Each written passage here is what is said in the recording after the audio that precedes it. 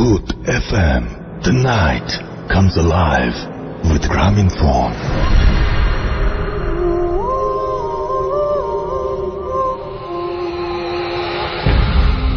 আসসালামু আলাইকুম বন্ধুরা, আশা করি সবাই ভালো আছেন। আমিও ভালো আছি। এই ঘটনাটা এতটাই বড় যে একটা ভিডিওতে প্রকাশ করা সম্ভব হচ্ছে না, এর জন্য ক্ষমা প্রার্থী। ঘটনাগুলো আমরা খণ্ড আকারে প্রকাশ করব। আশা করি আপনাদের ভালো লাগবে। আপনাদের আনন্দ দেওয়ার জন্য আমাদের এই পথ চলা। যদি আমাদের ঘটনাগুলো ভালো লাগে তাহলে আমাদের চ্যানেলটি সাবস্ক্রাইব করতে পারেন এবং শেয়ার করতে পারেন। চলে যাই ঘটনায়।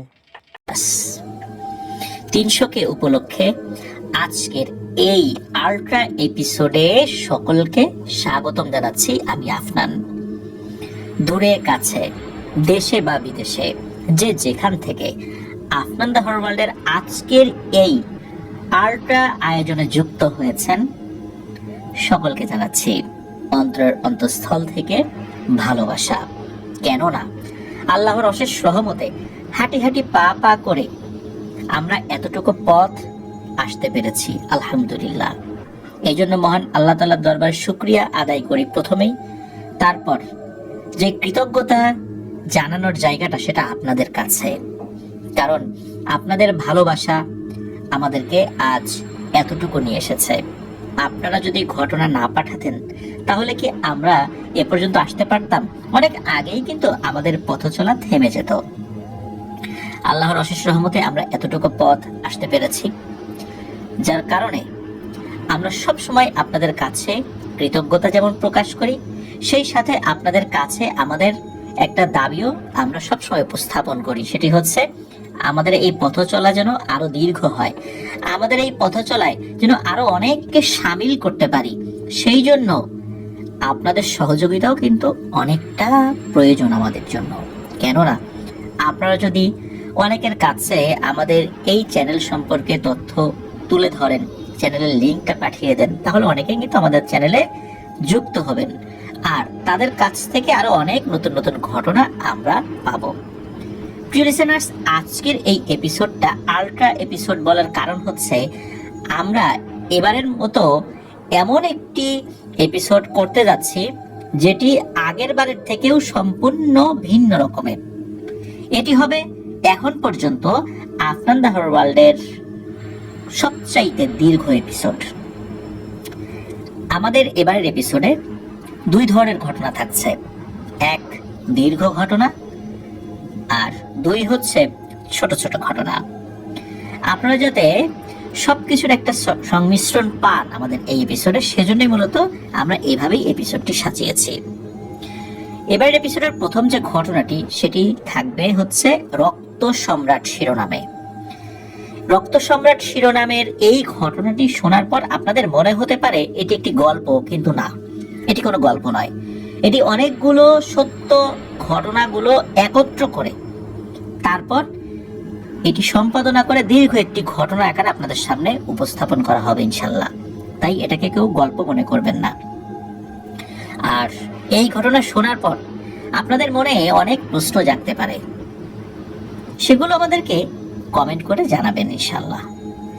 প্রিয় লিসেনার্স, এই ঘটনাটি আপনাদের কাছে অনেক অনেক ভালো লাগবে, সেটা আমি জানি। কেন জানি? কারণ আমার একটা আত্মবিশ্বাস রয়েছে।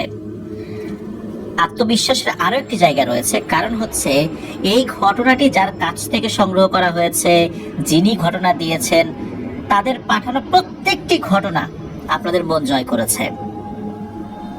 সুতরাং বুঝতেই পারছেন। চলুন আর কথা বাড়াবো না, ঘটনা শুরু করি। প্রথম ঘটনা, রক্ত সম্রাট।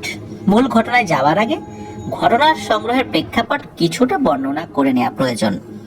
আপনাদের নিশ্চয়ই মনে আছে যে গত বছর একটি স্পেশাল এপিসোড করা হয়েছিল যেখানে সৌমিত্রর একটি ঘটনা ছিল লর্ড অফ ডার্কনেস শিরোনামে।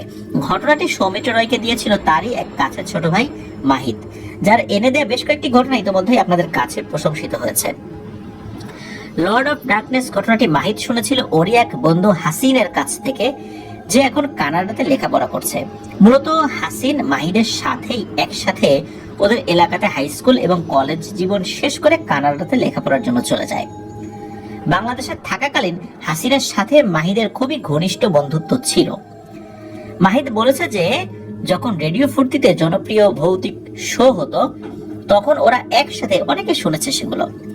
এসব বিষয়ে মাহিদের মতো হাসিনেরও অনেক বেশি আগ্রহ ছিল।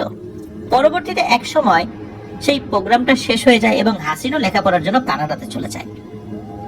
পারিপার্শ্বিক ব্যস্ততার কারণে হাসিনের এখন আর এ ধরনের শো খুব একটা শোনা হয় না, কিন্তু মাহিদের সাথে প্রায়শই তার কথা হয়।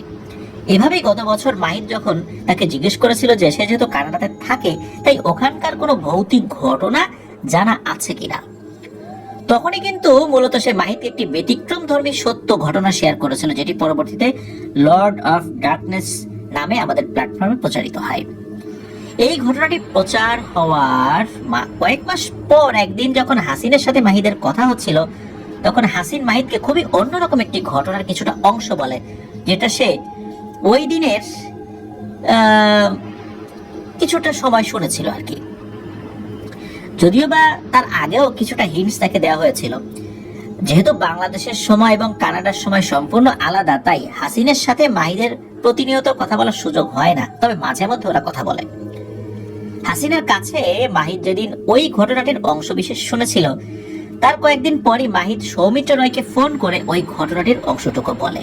সত্যি কথা বলতে প্রথমবার সৌমিত্র রয় এরকম কিছু শুনে খুবই অবাক হয়ে গিয়েছিল। পরবর্তীতে সৌমিত্র রয় মাহিদকে বলে যে পুরো ঘটনাটি হাসিনের কাছ থেকে শুনতে।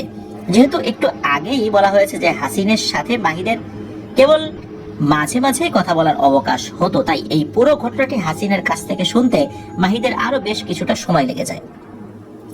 একদিন সৌমিত্র রায়ের সাথে সরাসরি দেখা করে এই পুরো ঘটনাটি মাহিদ সৌমিত্র রায়কে বলে। ঘটনাটি শোনার পর সৌমিত্র রায় বুঝতে পারছিল না যে আসলে কি করা উচিত। পরবর্তীতে সৌমিত্র রায় মাহিদকে বলে যে সম্ভবত এই ঘটনাটি প্রচার করা সম্ভব না অথবা উচিত হবে না। সৌমিত্র রায়ের এমন কথা বলার কারণ আপনারা ঘটনাটি শোনা শেষ হলে বুঝতে পারবেন। যাই হোক, পরবর্তীতে বেশ কিছুদিন ঘটনাটি সেভাবেই পড়ে থাকে, এটা নিয়ে আর কাজ করা হয়নি। এরপর একদিন আমাদের নারায়ণগঞ্জ ট্যুর থেকে ফেরার সময় সৌমিত্র রায় যখন আমাকে কথায় কথায় ঘটনাটির অংশ বিশেষ বলে তখন সৌমিত্র রায়কে আমি বলি যে ঘটনাটি নিয়ে কাজ করতে। এরপরই মূলত সৌমিত্র রায় আবার সেই পুরনো ফাইল ওপেন করেন এবং প্রচারের জন্য প্রয়োজনীয় সকল তথ্য উপাত্ত সংগ্রহ করতে নামেন। মাহিদের সাথে সৌমিত্র রায় পুনরায় এই ঘটনাটি নিয়ে 2 বার সামনাসামনি আলোচনার পর সকল কিছু জেনে এবং এই ঘটনাটি কিভাবে প্রচার করলে আমাদের প্ল্যাটফর্মের ঘটনা প্রচারের মানদণ্ড বজায় থাকে এসব কিছু বিবেচনা করে এই ঘটনাটি আমরা আজকে শেয়ার করতে যাচ্ছি। চলুন মূল ঘটনাতে চলে যাই। প্রথমেই উল্লেখ করেছি যে হাসিন বর্তমানে কানাডার একটি স্বনামধন্য বিশ্ববিদ্যালয়ে লেখাপড়া করছে। আমাদের শ্রোতাদের অনেকেই হয়তো অবগত রয়েছেন যে পশ্চিমা বিশ্বের ইউনিভার্সিটিগুলো থেকে বছরের বিভিন্ন সময় ক্যাম্পিং এ যাওয়ার প্রচলন রয়েছে। এটি মূলত তাদের ঐতিহ্য এবং সংস্কৃতির এক ধরনের অংশ বলা যায়। তো গত বছরের শেষের দিকে হাসিন ইউনিভার্সিটির যে ডিপার্টমেন্টে পড়ে সেখান থেকে ইউনিভার্সিটি কর্তৃপক্ষের তত্ত্বাবধানেই ওদেরকে ক্যাম্পিং এ নিয়ে যাওয়া হয়। বিশেষ নিষেধ থাকার কারণে হাসিন যে ইউনিভার্সিটিতে লেখাপড়া করছে সেটির নাম এবং অবস্থান আমরা প্রকাশ করতে পারছি না বলে দুঃখিত। যাই হোক, সেই ক্যাম্পিং এ ওদের সাথে ওদের বেশ কয়েকজন টিচারও যান। আয়োজনটা ছিল এমন যে যেদিন ওরা যাবে সেদিন সকাল সকাল ওই স্থানে পৌঁছে সারাদিন তারা বিভিন্ন অ্যাক্টিভিটিস করবে এবং রাতের বেলা ক্যাম্প ফায়ার করবে এবং একটা খাওয়া দাওয়ার আয়োজন করবে আর কি। এরপর আরো 2 দিন কাটিয়ে তারা ফেরত আসবে। ক্যাম্পিং এর জন্য ওরা গিয়েছিল ব্ল্যাকস্টোন টেরিটোরিয়াল পার্কে, যেটি নর্থ ওয়েস্ট টেরিটরিতে অবস্থিত। তো পরিকল্পনা মাফিক নির্দিষ্ট দিনে সেখানে পৌঁছে সারাদিন অ্যাক্টিভিটির পর রাতের বেলা ক্যাম্প ফায়ার করা হয়। খাওয়া দাওয়ার পর সবাই আগুন ঘিরে গোল হয়ে বসে আড্ডা দিতে থাকে। এর মধ্যে কয়েকজন গানও গাইতে থাকে। কিছুক্ষণের মধ্যেই দেখা যায় যে ওখানে তারা কয়েকটি গ্রুপে ভাগ হয়ে গিয়েছে, কেউ গান গাইছে, কেউ গল্প করছে, এরকম আর কি। তো হাসিনও তার কয়েকজন সহপাঠীর সাথে এক পাশে বসে বিভিন্ন বিষয়ে তারা গল্প করছে। বিভিন্ন বিষয়ে গল্প করার মাঝে তাদের একজন কানাডিয়ান সহপাঠী বলে কোন একটা কথা প্রসঙ্গে ভৌতিক বিষয় বলে ওঠে আর কি, মানে ভৌতিক বিষয়ের অবতারণা করে। তো ভৌতিক বিষয়ের উল্লেখ যখন তারা করে এবং তারা যখন যেখানে অবস্থান করছিল ওই সময় আর কি, সেখানে যদি তাদের সাথে কোনো ভৌতিক ঘটনা ঘটে তাহলে কেমন হতে পারে সেটা বলতে থাকে। মানে তারা যেখানে বসে আছে সেখানে যদি কোনো ভৌতিক ঘটনা ঘটে অনুভূতিটা কেমন হতে পারে, এটা নিয়ে মূলত তারা আলোচনা করছিল। যেহেতু তারা তখন ছিল গাছপালা ঢাকা নির্জন একটি স্থানে, তাই ওই ছেলেটির কথার প্রসঙ্গ টেনেই তাদের মধ্যে বিভিন্ন ভৌতিক বিষয়ে আলোচনা শুরু হয়। তখন তাদের মধ্যে ইথান নামের আরেকটি কানাডিয়ান ছেলে বলে ওঠে যে, আমি এমন কিছু জানি যেটা শুনলে এখানে আজ এবং আগামী 2-3 দিন যতটুকু সময় আমরা আছি তোমরা রাতে ঘুমাতে পারবে না ভয়ে। তখন অন্যরা সবাই ইথানকে বলে যে বিষয়টি তাদেরকে বলতে। ইথান প্রথমে বলে যে এ বিষয়ে তোমাদেরকে বলাটা ঠিক হবে কিনা আমি বুঝতে পারছি না, আর এটা খুবই ভয়ঙ্কর একটা বিষয়। এটা শুনে হাসিন এবং অন্যরা ইথানকে জোরাজুরি করতে থাকে বিষয়টা সম্পর্কে বলার জন্য। এক সময় ইথান রাজি হয় তাদেরকে বিষয়টা বলতে। ততক্ষণে বেশ রাত হয়ে গিয়েছে। তাদের মাথার উপর পরিষ্কার আকাশ এবং চারপাশ বেশি নির্জন ছিল ওই সময়। যারা গান বাজনা করছিল তাদের অনেকেই ইতোমধ্যে ঘুমানোর প্রস্তুতি নিচ্ছে। এখন ইথান শুরু করে ঘটনাটি বলতে। ইথানটা মূলত কানাডার মন্ট্রিলে থাকে, যদিও ইউনিভার্সিটিতে ভর্তি হওয়ার পর তাকে হোস্টেলে থাকতে হচ্ছে, তবে তাদের পৈতৃক নিবাস মন্ট্রিলেই। ইথানের বাবা মিস্টার জোনাথন একজন উচ্চ পর্যায়ের সরকারি কর্মকর্তা ওখানকার। ছোটবেলা থেকেই তাদের মন্ট্রিলের বাড়িতেই বেড়ে ওঠা। ছোটবেলা থেকে ইথান দেখেছে যে ওদের পরিবারের সাথে সবচেয়ে বেশি সুসম্পর্ক ছিল তাদের পাশের বাড়ির এক প্রতিবেশী পরিবারের। সেই পরিবারের যিনি কর্তা তার নাম অলিভার। মিস্টার অলিভারের 2 ছেলে মেয়ে। এর মধ্যে বড় যে ছেলে তার নাম ছিল আর্থার। এই আর্থার বয়সে ইথানের থেকে বেশ অনেকটাই বড়, এবং ইথান ছোটবেলা থেকেই দেখতো যে এই আর্থার শারীরিক এবং মানসিকভাবে প্রতিবন্ধী। আর্থার স্পষ্টভাবে কথা বলতে পারতো না এবং কারো সাহায্য ছাড়া চলাচল করতেও পারতো না। মিস্টার অলিভার বলতেন যে জন্মের পর নাকি আর্থার একদম স্বাভাবিক ছিল, অন্য 8-10টা শিশুর মতোই, কিন্তু বয়স বাড়ার সাথে সাথে সে এক দুরারোগ্য ব্যাধিতে আক্রান্ত হয়ে যায়, যার কারণে সে ওরকম হয়ে গিয়েছিল। আর্থারের সাথে ইথানের কখনোই বিশেষ একটা সম্পর্ক ছিল না। কখনো কখনো রাতের বেলা পাশের বাড়ি থেকে চিৎকার চেঁচামেচির শব্দে খবর নিলে দেখা যেত যে আর্থার মানসিকভাবে সাময়িক ভারসাম্যহীন হয়ে অসামঞ্জস্যপূর্ণ আচরণ করছে, যেটা নিয়েই তাদের পরিবারের সাথে ঝামেলা লেগে গিয়েছে। এসব কারণে আর্থারকে ইথানের একরকম ভয়ই লাগতো। তবে মিস্টার অলিভারের ছোট মেয়েটি, যার নাম ছিল এমিলি, এই এমিলি যে ইথানের থেকে বেশ কয়েক বছরের ছোট হবে বয়সে, এই এমিলির সাথে আবার এর ছিল খুব ভালো বন্ধুত্ব। ইথান, এমিলি এবং আশেপাশের আরো কয়েকটি বাড়ির বাচ্চারা মিলে একসাথে খেলা করত প্রতিনিয়ত। আর ইথানের বাবা মিস্টার জোনাথনের সাথে মিস্টার অলিভারের বেশ সুসম্পর্ক থাকায় প্রতিনিয়ত তাদের একে অপরের বাড়িতে আসা যাওয়া হতো। ইথানের মায়ের সাথেও এমিলির মায়ের খুবই ভালো সম্পর্ক ছিল। এরপর ইথান যখন সেকেন্ডারি স্কুলে পড়ছে তখন এমিলি প্রাইমারি স্কুলে পড়ে। এমন সময় এমিলি হঠাৎ করে ভীষণ অসুস্থ হয়ে পড়ে। প্রথমে কয়েকদিন বাড়িতেই প্রাথমিক ট্রিটমেন্ট করার পর এমিলিকে স্পেশাল কেয়ারে নিয়ে যাওয়া হয়। তখন যেটা জানা যায় সেটা হলো যে এমিলি ভয়াবহ রক্তশূন্যতায় ভুগছে। হঠাৎ করে তার এই ভয়াবহ রক্তশূন্যতা দেখা দিয়েছে আর কি। তো একদিন ইথান তার বাবা মায়ের সাথে এমিলিকে দেখতে যায়। ফ্যামিলির দিকে তাকিয়ে আসলে ওই সময় অনেক কিছু করা পসিবল হচ্ছিল না মিস্টার জোনাথনের পক্ষে। হয়তো আরো ভালো কিছু করা যেত, কিন্তু পারিপার্শ্বিক অবস্থা এগুলো একটা বিষয়। তো যাই হোক, এমিলির দিকে তাকিয়ে ইথান নাকি একরকম চমকে গিয়েছিল। এমিলির পুরো মুখ এবং হাত একদম ফ্যাকাশে ছিল। এমিলির বাবা মিস্টার অলিভার বলছিলেন যে তারা চেষ্টার কোনো ত্রুটি করেননি পারতপক্ষে, যতটুকু করা যায়। যত ধরনের পরীক্ষা নিরীক্ষা করানোর সবগুলোই এমিলিকে করানো হয়েছে, কিন্তু এই সমস্যার কোনো কারণ খুঁজে পাওয়া যাচ্ছে না, এবং যত ধরনের সম্ভাব্য ট্রিটমেন্ট রয়েছে সবগুলোই এমিলির উপর ডক্টররা অ্যাপ্লাই করেছেন, কিন্তু কিছুতেই কিছু হচ্ছে না। এমনকি এমিলিকে কয়েকবার রক্তও দেওয়া হয়েছে, কিন্তু অবস্থার কোনো উন্নতি নেই। এরপর ইথানরা বাড়িতে চলে আসে এমিলিকে দেখে। এমিলির জন্য ইথানের খুবই মন খারাপ হয়েছিল। এর 3-4 দিন পর সকালে ইথান শুনতে পায় যে এমিলিকে বাড়িতে নিয়ে আসা হয়েছে।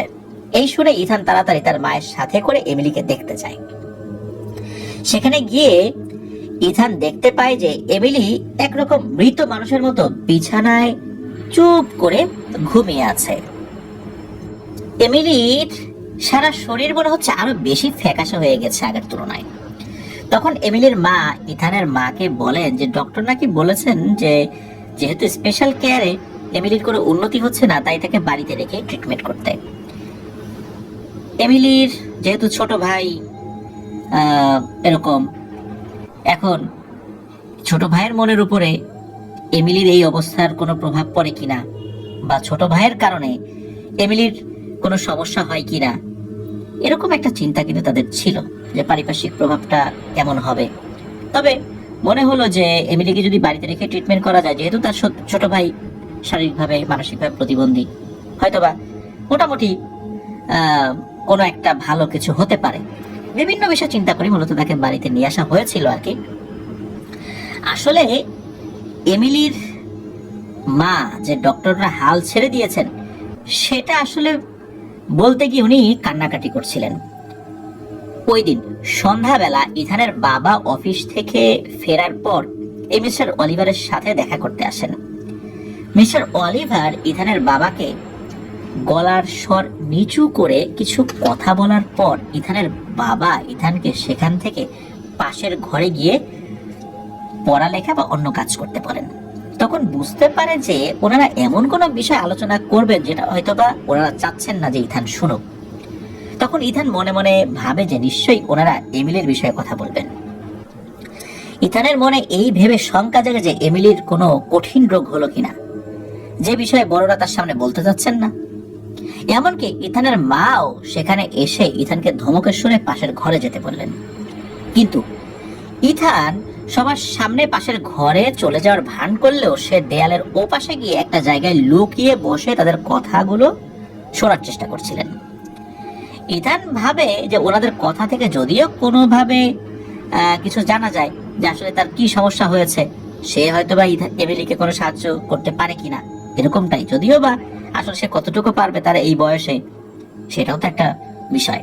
যাই হোক, মোটামুটি এই ভেবে ইথান লুকিয়ে কথা শুনতে শুরু করে। আসলে ইথান যেহেতু মাত্র সেই সময় সেকেন্ডারি স্কুলে পড়ে, তাই কিশোর মনের ভাবনা যেমন হয় আর কি। মিস্টার অলিভার বলতে শুরু করেন ওনার শৈশবের কথা।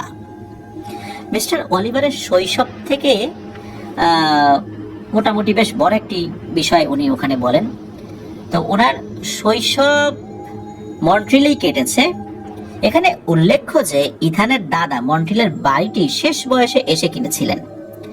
এর পূর্বে ওনারা অবশ্য অন্য জায়গায় থাকতেন, কিন্তু মিস্টার অলিভারের পরিবার বংশ পরম্পরায় মন্ট্রিলেই বাস করছেন। তো যাই হোক, মিস্টার অলিভার বলতে থাকেন যে ওনার শৈশবে ওনাদের যে বাড়িটি সেটি এত ভালো অবস্থায় ছিল না, তবে ওই সময়ের হিসাবে ঠিকঠাকই ছিল আর কি। কিশোর বয়সে অলিভারের মধ্যে অকাল্টিজম এবং প্যারানর্মাল বিষয়ে বিশেষ আগ্রহ জন্মায়। এর পেছনে মূলত ওনারই প্রত্যক্ষ করা একটি ঘটনা, যা ওনার মনে এই বিষয়ে এই সকল বিষয়ে অপার আগ্রহের জন্ম দিয়েছিল আর কি। তো অলিভার যখন কিশোর বয়স, তখন ওনাদের এরিয়াতেই একটি অভিজাত পরিবারের বাড়িতে একটি অত্যন্ত দামি একটা জিনিস রহস্যজনকভাবে চুরি হয়ে যায়, যেটি অনেক খোঁজাখুঁজি করার পরও কোনোভাবে পাওয়া যাচ্ছিল না। পুলিশ রিপোর্ট করা হলেও তারা কোনো সূত্রই খুঁজে পাচ্ছিল না যে জিনিসটা কিভাবে চুরি হয়ে গিয়েছে। ওই সময়ে ওনাদের এরিয়াতে নাকি লুকাস নামে একজন লোক ছিল, যে তার উদ্ভট কর্মকাণ্ডের জন্য পরিচিত ছিল, এবং লুকাস দাবি করত যে সে তার সুপার ন্যাচারাল ক্ষমতার মাধ্যমে অনেক অসাধ্য কাজ করতে পারে। এমনটা যে শুধু লুকাস দাবি করতো তাই নয়, সে অনেকবার এই ধরনের কাজ নাকি করেও দেখিয়েছে মানুষকে। যখন থানা পুলিশ করে গোয়েন্দা লাগিয়ে সকল উপায় প্রয়োগ করার পরও চুরির বিষয়ে কোনো সূত্র পাওয়া গেল না, তখন ওই অভিজাত পরিবারের থেকে লুকাসের সাথে যোগাযোগ করা হয়। লুকাস তাদের বাড়িতে এসে হাজির হয়। লুকাস যে প্রকৃতপক্ষে একজন ব্ল্যাক ম্যাজিশিয়ান সেটা অনেকেই আন্দাজ করত। ওই এরিয়াতে এমন গুজবও ছিল যে লুকাস নাকি শয়তানের পূজা করে। এই কারণেই ওই এরিয়ার বেশিরভাগ লোক তাকে পছন্দ করত না। লুকাস এমন ভাবে তার কার্যক্রম পরিচালনা করতো যে তার বিরুদ্ধে কোনো শক্ত প্রমাণও ছিল না, না হলে তো তাকে অনেক আগেই ওই এরিয়া ছাড়া করতে পারতো তারা। কিন্তু যেহেতু ওই চুরি যাওয়া জিনিসটা ওই অভিজাত পরিবারের জন্য খুবই গুরুত্বপূর্ণ ছিল, তাই তারা এত কিছু না ভেবে লুকাসকে বলে যে তুমি যদি আমাদের এই চুরি যাওয়া জিনিসটার কোনো সন্ধান দিতে পারো তাহলে তোমাকে আমরা উপযুক্ত পরিমাণ অর্থ প্রদানের মাধ্যমে পুরস্কৃত করব।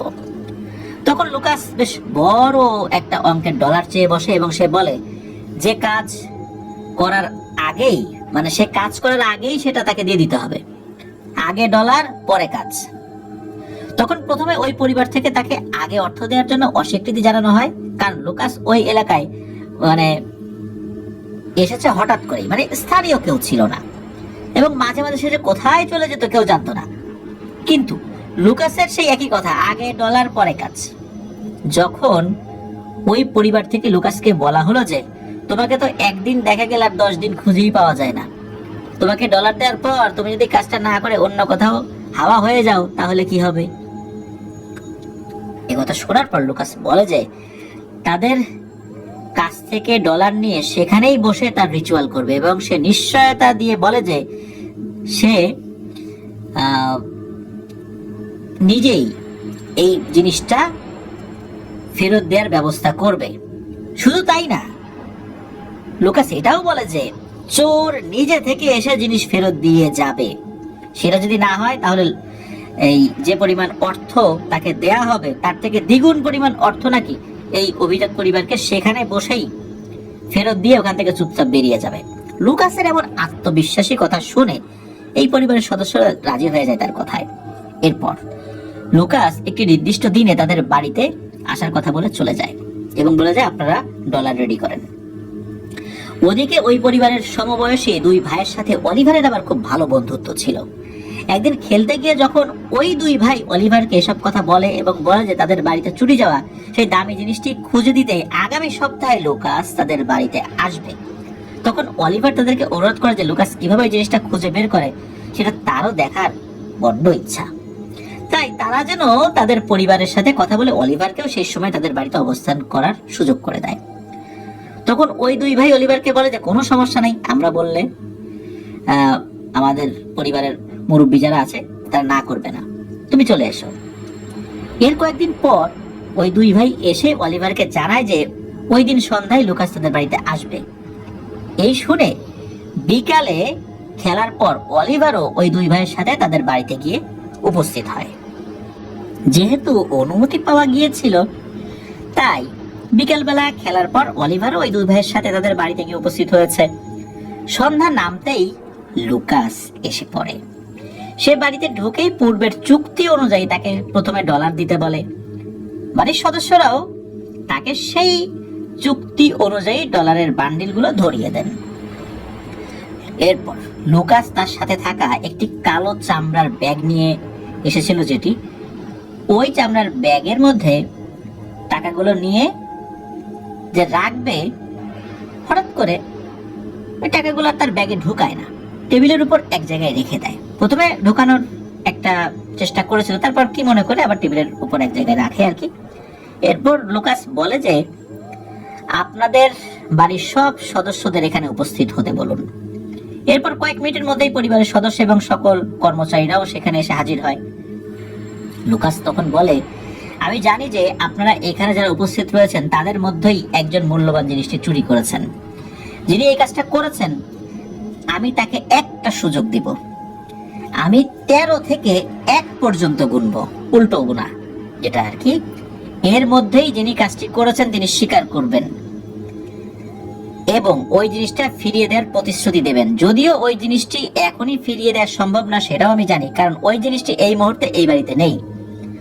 আর এই সময়ের মধ্যে যদি দোষী ব্যক্তি তার দোষ স্বীকার না করেন তাহলে তার পরিণতি হবে ভয়াবহ, যার জন্য আমাকে আবার পরে দায়ী করতে পারবেন না কিন্তু।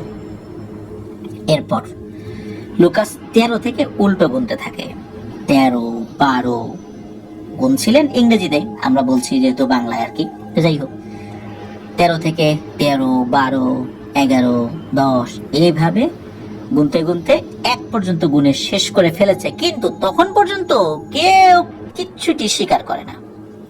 তখন লুকাস বলে যে, আমি সুযোগ দিয়েছিলাম, কিন্তু যিনি এই কাজটা করেছেন তিনি আমাকে বাধ্য করলেন।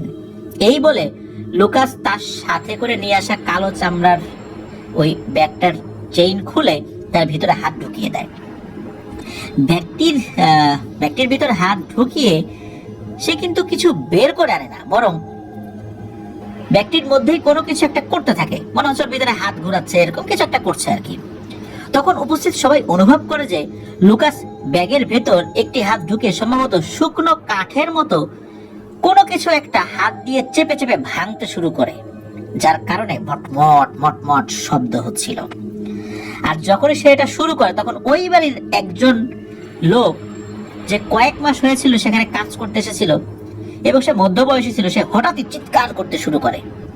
তাকে দেখে মনে হচ্ছিল যে কেউ তাকে টেনে দেয়ালের দিকে নিয়ে যাচ্ছে এবং সে যেতে চাইছে না, কিন্তু তাকে কেউ প্রবল গতিতে টানছে। মুহূর্তের মধ্যেই উপস্থিত সবার সামনে ওই চাকরটিকে অদৃশ্য কোনো এক শক্তি ঘরের মাঝখান থেকে ছুঁড়ে নিয়ে ঘরের এক পাশের দেয়ালের উপরে ফেললো এবং পরবর্তীতে পুনরায় তাকে দাঁড় করিয়ে জোরে জোরে তার মাথা দেয়ালের সাথে ঠুকে দিতে লাগলো।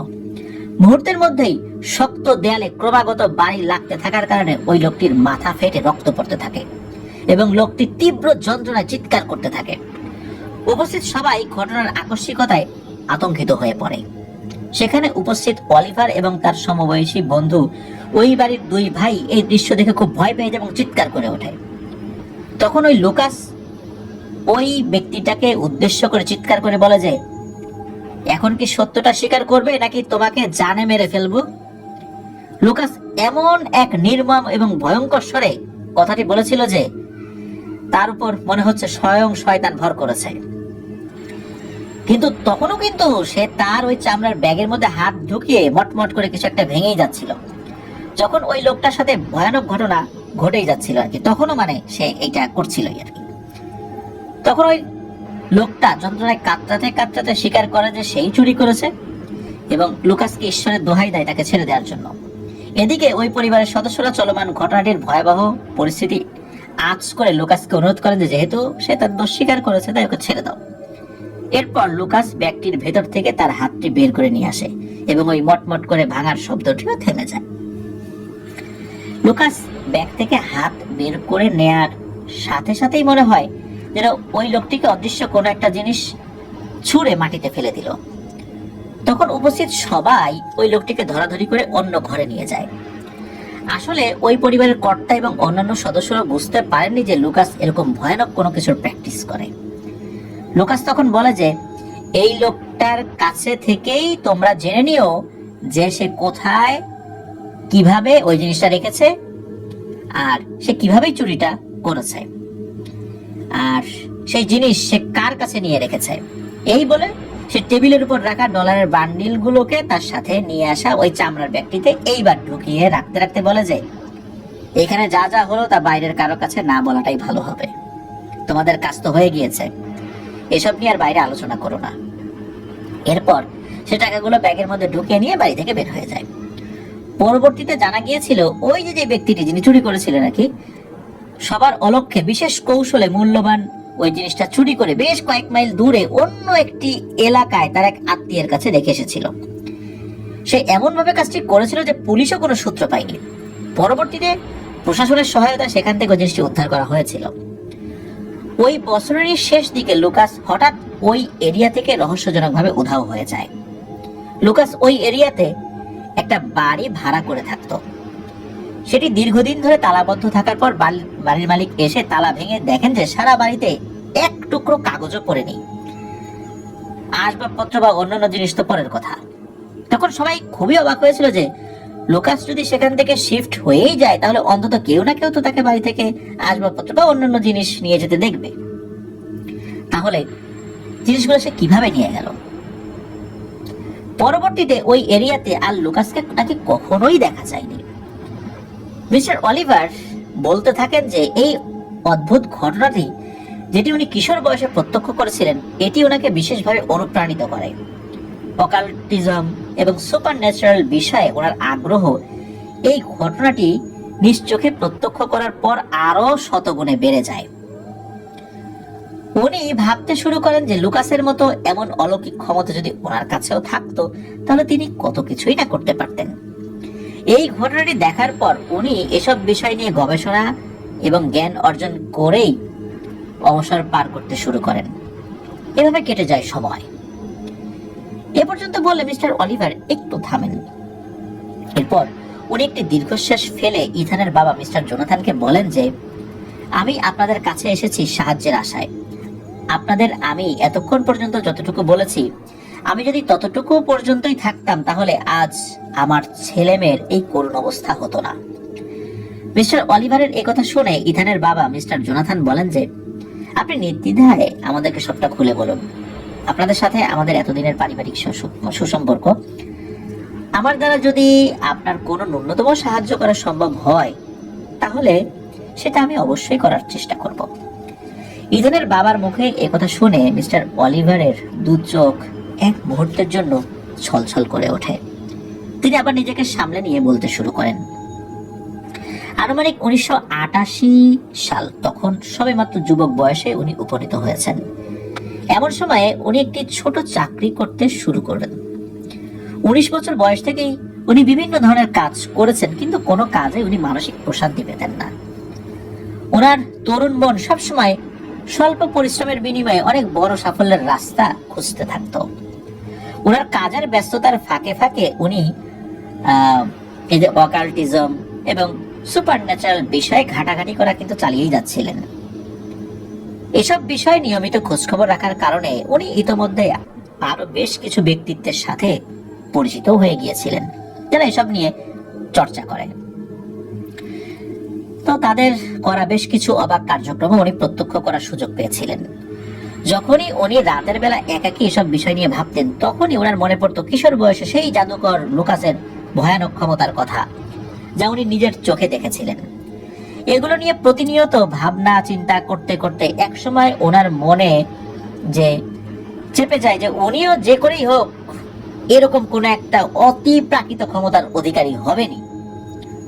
অলিভার জানতেন যে এরকম ক্ষমতা থাকলে মানুষ স্বল্প পরিশ্রমে খুব দ্রুত সাফল্য করতে পারে। অভিজাতপূর্ণ জীবনযাপন করা সবসময় ওনার একটা স্বপ্ন ছিল।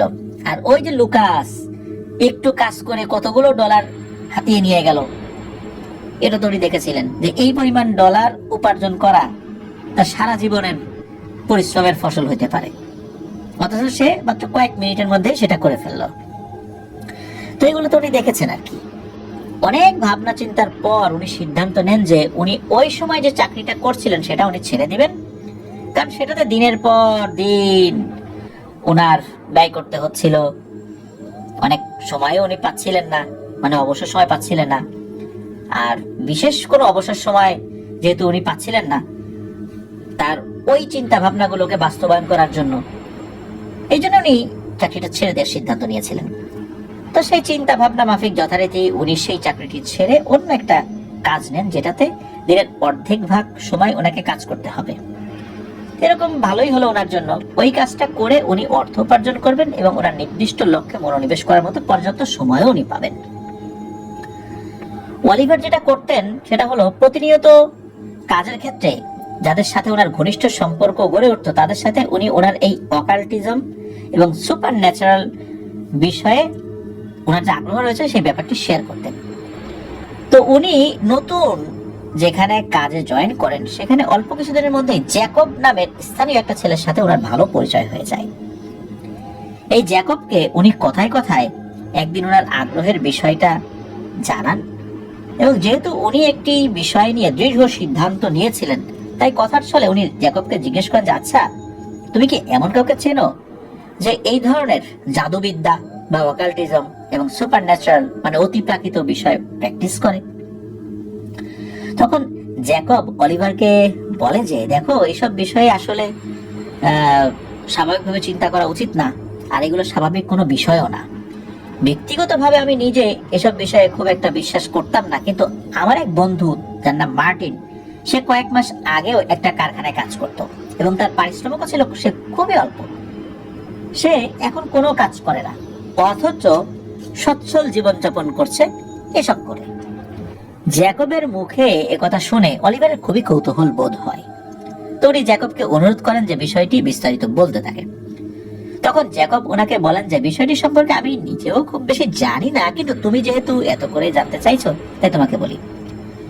এই ছেলেটা আমার বহু পুরনো বন্ধু। সর্বশেষ সে ওল্ড মন্ট্রিলে একটা কারখানায় কাজ করত, এবং তা দিয়ে সে যে পারিশ্রমিক পেত সেটাই তার জন্য যথেষ্ট হতো না। নিজের চলাটা খুবই মুশকিল ছিল।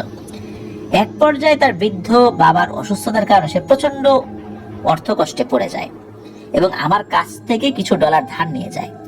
আমি জানতাম যে খুব শীঘ্রই তার পক্ষে সেগুলো আমাকে ফেরত দেওয়া সম্ভব না, কিন্তু যেহেতু সে আমার খুব পুরনো বন্ধু তাই তার কাছ থেকে ওই ডলারগুলো ফেরত পাওয়ার আশা আমি ছেড়ে দিয়েই তাকে ধার দিয়েছিলাম। সেদিন সে আমার কাছ থেকে ডলার ধার নিয়ে যায়। সেদিনও সে বারে বারে তার অর্থাভাব এবং বর্তমানে দুর্দশার কথা আমাকে বলছিল। আমি তাকে আশ্বস্ত করে বলেছিলাম যে দেখো, মহান ঈশ্বরের কৃপায় সবকিছু দ্রুত ঠিক হয়ে যাবে। এরপর গত মাসের প্রথমের দিকে ছেলেটা হঠাৎ করেই আমাদের এখানে এসে হাজির হয় এবং আমার সাথে দেখা করে। মূলত আমার সাথে দেখা করার জন্য এসেছিল। আমি তো প্রথম দেখায় তাকে খুব অবাক হয়েছি তাকে দেখে। সে হাসি হাসি মুখে দামি কাপড় চোপড় পরে দাঁড়িয়ে আছে, তার হাতে একটা বক্স। আমি তাকে ভেতরে ডেকে এনে বসাই এবং তার কাছে জানতে চাই যে এই তো সেদিন তার তো খারাপ সময় চলছিল, কিন্তু হঠাৎ করে এমন অসাধারণ পরিবর্তনের রহস্যটাই কি? তখন মার্টিন আমাকে বলে যে সেটা তেমন কিছু না, সে মূলত আমার কাছ থেকে ধার নেওয়া ডলার আমাকে ফেরত দিতে এসেছে, এবং যেহেতু আমি তার দুঃসময়ে তাকে সাহায্য করেছিলাম তাই সে আমার জন্য কিছু উপহারও নিয়ে এসেছে। মার্টিন আমার হাতে বক্সটি দিয়ে বলে যে বক্সটি আমাকে খুলতে। বক্সটি খুলে আমি সেটার মধ্যে একটি খামে বেশ কিছু ডলার দেখতে পাই, এবং তার পাশাপাশি সেখানে বেশ কয়েকটি দামি উপহার সামগ্রী ছিল। আমি খুবই অবাক হয়ে যাই সেগুলো দেখে। পরে আমি মার্টিনকে বলি যে মহান করুণাময় ঈশ্বরকে অনেক ধন্যবাদ, যিনি তোমার উপর কৃপা করেছেন। কিন্তু এটা শুনে মার্টিন কেমন যেন একটা হাসি হেসে বলে যে ঈশ্বর তার প্রতি কবে নাগাদ করুণা করবেন সেটার জন্য অপেক্ষা করার মতো সময় তার কাছে ছিল না। তার বাবা মৃত্যু শয্যায় ছিলেন এবং তাকে এক বেলা খেয়ে তো আরেক বেলা না খেয়ে কাটাতে হচ্ছিল।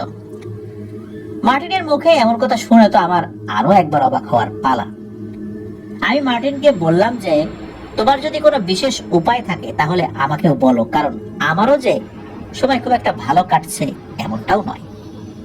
তখন মার্টিন বলে যে আমার জন্য এসব নাকি ঠিক নয়।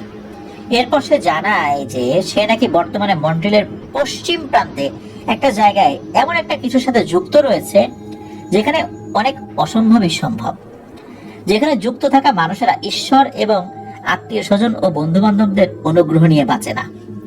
তারাও মার্টিনের মতো দুর্দিন সহ্য করতে না পেরেই এই পথ বেছে নিয়েছে, এবং তারা সবাই আজ সচ্ছল জীবনযাপন করছে। মার্টিনের মুখে এসব কথা শুনে আমার তো খুবই অদ্ভুত লাগে। তুমি তো জানো অলিভার যে আমি ধর্মীয় বিষয়ে খুবই একনিষ্ঠ এবং নিয়মিত চার্চে যাই, তাই আমি মার্টিনের সাথে আর কথা বাড়াইনি। মার্টিন আমাকে পুনরায় ধন্যবাদ জানিয়ে বিদায় নেয় এবং এর পরবর্তীতে তার সাথে আমার এখন পর্যন্ত দেখাই হয়নি। জ্যাকবের কাছে এসব শুনে অলিভার বেশ অবাক হয়ে যান। উনি শুনেছিলেন যে মন্ট্রিলের কিছু মানুষ বিভিন্ন ক্রিসেন্ট সিক্রেট সোসাইটির সাথে যুক্ত, মানে গোপন বিভিন্ন সোসাইটি রয়েছে, অ্যাসোসিয়েশন রয়েছে, এগুলোর সাথে যুক্ত, এবং তারা গোপনীয় সব রিচুয়াল করে। কিন্তু উনি এর আগে এরকম সুনির্দিষ্টভাবে কোনো ব্যক্তির সম্পর্কে জানতেই পারেন নাই। তখন অলিভার জ্যাকবকে অনুরোধ করেন যে জ্যাকব যেন ওনাকে মার্টিনের সাথে পরিচয় করিয়ে দেয়। কিন্তু জ্যাকবের উত্তরে অলিভারকে বলেন যে দেখো অলিভার, আমি যতটুকু বুঝতে পারছি মার্টিন যা কিছুর সাথে যুক্ত রয়েছে তা কোনোভাবেই কিন্তু ঠিক কিছু নয়। আমাদের সবার উচিত মহান ঈশ্বরের প্রতি বিশ্বাস রাখা। মহান ঈশ্বর আমাদেরকে ভালো রাখবেন, খারাপ রাখবেন, এর বিনিময়ে পরকালে আমরা কিছু পাবো। কিন্তু আমি যতটুকু বুঝি যে ওরা এমন কিছু করে যা এই পার্থিব জগতেই মানুষ সবকিছু পেয়ে যায়, পরকালে এর কোনো অংশ থাকে না। তাই আমাদের উচিত মহান ঈশ্বরের প্রতি বিশ্বাস রাখা, যেটা এখন আমি মার্টিনের মধ্যে পাই না। তার মধ্যে ঈশ্বরের প্রতি কোনো বিশ্বাস নাই। আমি জানি না আসলেই তার মনের মধ্যে ঈশ্বরের উপর কোনো বিশ্বাস আছে কি নাই, নাকি খালি মুখে বলে বাইরে। এই সমস্ত কথা শুনে অলিভার তখন জ্যাকবকে এটা সেটা বোঝান যে উনি তো আর মার্টিন যা করে সেরকম কিছু করতে চাচ্ছেন না। তো যেহেতু এসব বিষয় জানার অনেক আগ্রহ, তাই মার্টিনের সাথে দেখা হলে হয়তো মার্টিনের কাছ থেকে কিছু তথ্য জানতে পারলে তা ওনার আগ্রহে খোরাক যোগাবে, জাস্ট এতটুকুই আর কি। জ্যাকব এর পরেও অলিভারকে বোঝানোর চেষ্টা করেন, কিন্তু অলিভারের অনেক অনুরোধের পর জ্যাকব বলেন যে আসলে মার্টিনের বর্তমান পরিস্থিতি বিবেচনায় আমি চাইছি না যে মার্টিনের সাথে খুব অল্প সময়ের মধ্যেই আর সরাসরি দেখা করতে। আমার কিছু একটা ঠিক মনে হচ্ছে না ওর সম্পর্কে, কিন্তু তুমি যেহেতু এত করে বলছো, তাই আমি তোমাকে মার্টিনের বাড়ির ঠিকানা দিতে পারি সর্বোচ্চ। তুমি নিজ দায়িত্বে যোগাযোগ করে নিও তার সাথে। এই শুনে মিস্টার অলিভার বলেন যে আমি একা গেলে যদি তোমার ওই বন্ধু মার্টিন আমার সাথে কথা বলতে আগ্রহী না হয়, তাহলে তার হবে না। তখন জ্যাকব বলে যে তুমি গিয়ে মার্টিনকে আমার কথা বলো, আর প্রয়োজনে আমি তোমাকে একটি চিঠি লিখে দেব, সেটি মার্টিনকে দেখিও। আমার কথা বললে সে তোমাকে কখনোই না করবে না। হয়তো সে প্রথমেই তোমাকে বিস্তারিত কিছু বলবে না, কিন্তু তুমি যদি তোমার আগ্রহের বিষয়টি তার কাছে পরিপূর্ণভাবে উপস্থাপন করতে পারো, তাহলে আমার বিশ্বাস সে তোমাকে তোমার প্রয়োজনীয় বেশ কিছু তথ্য দিতে পারে। তাই হোক, এরপরে বাড়িতে ফিরে সে রাতেই অলিভার মনস্থির করে ফেলেন যে রবিবার ছুটির দিনে উনি মার্টিনের বাড়িতে যাবেন। উনি মনে মনে ভাবেন যে মার্টিনই তো এমন একজন লোক যেমনটা উনি এতদিন ধরে খুঁজছিলেন। যদি উনি কোনোভাবে মার্টিনকে কনভিন্স করেন, তার সাফল্যের রহস্য কিছুটা হলেও জানতে পারেন, তাহলে তো উনি ওনার সর্বোচ্চ চেষ্টা করবেন সেই পথে নামতে। সুযোগ তো আর বারবার আসে না, এই সুযোগ হারালে ওনাকে হয়তো সারা জীবন আফসোসই করতে হবে। এসব চিন্তা ভাবনা করতে করতে অলিভার ঘুমিয়ে যান। এর কয়েকদিন পর অলিভার রবিবার দিন সকাল সকাল জ্যাকবের কাছে যে ঠিকানাটা পেয়েছিলেন, জ্যাকবের কাছ থেকে নেয়া সেই ঠিকানা অনুযায়ী মার্টিনের বাড়ির উদ্দেশ্যে রওনা হন। মার্টিন যেই এরিয়াটায় থাকতো সেটা ওনার বাড়ি থেকে বেশ কিছুটা দূরেই ছিল। বেলা 12টা নাগাদ অলিভার সেই সুনির্দিষ্ট ঠিকানায় পৌঁছে যান। মার্টিনের বাড়িটি খুঁজে বের করতে খুব একটা বেশি কষ্ট করতে হয় নাই। মার্টিনের বাড়িটি খুঁজে বের করে সেটির সামনে হাজির হয়ে অলিভার বেশ অবাকই হন অবশ্য। জ্যাকবের কথা অনুযায়ী এই মার্টিনই নাকি কিছু মাস আগে চরম অর্থ কষ্টে ভুগছিল, অথচ তার বাড়ি কি দেখে বোঝা যাচ্ছে যে এই অবস্থা। বাড়িটার সম্প্রতি নতুন রং করানো হয়েছে, এছাড়াও বাড়িতে বাহ্যিক বেশ কিছু কাজ করানো হয়েছে, যার কারণে বাড়িতে এক আভিজাত্যের ভাব রয়েছে। বেশ ভালো চাকচিক্যের আবির্ভাব ঘটেছে বাড়িতে। বাড়ির আঙিনায় ঢুকে বাড়ির মূল দরজায় বেশ কিছুক্ষণ নক করার পরও কেউ সাড়া দিচ্ছিল না।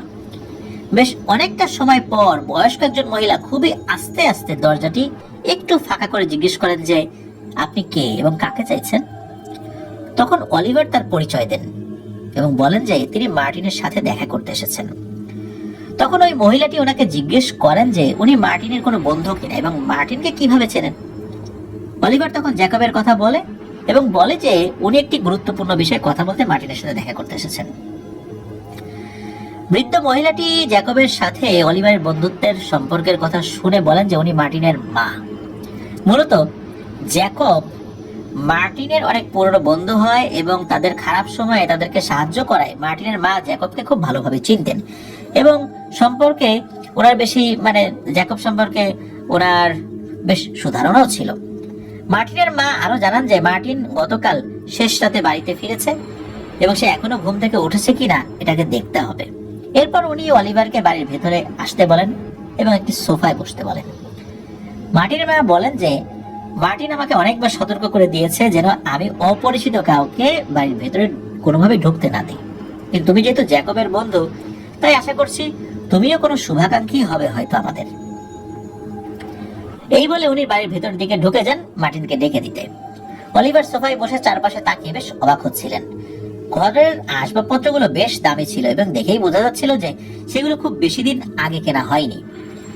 জ্যাকবের মুখে মার্টিনের বর্তমান অবস্থার কিছুটা বিবরণ শুনলেও মার্টিনের বাড়িতে নিজ চোখে এসব দেখে অলিভার ভাবছিলেন যে অলৌকিক কোনো সাফল্য ছাড়া এই অল্প সময়ে এত সব করে তোলা কি আসলেই সম্ভব?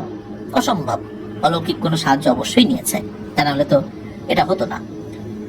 আরো প্রায় 15-20 মিনিট বসে থাকার পর একজন যুবক, যাকে দেখেই অলিভারের কাছে মনে হলো যে এই যুবক ছেলেটির বয়স হয়তো তার বয়সেরই আশেপাশে হবে, সে এসে অলিভারের সামনে বসলো এবং বললো যে আমি মার্টিন, বলুন আপনাকে আমি কিভাবে সাহায্য করতে পারি।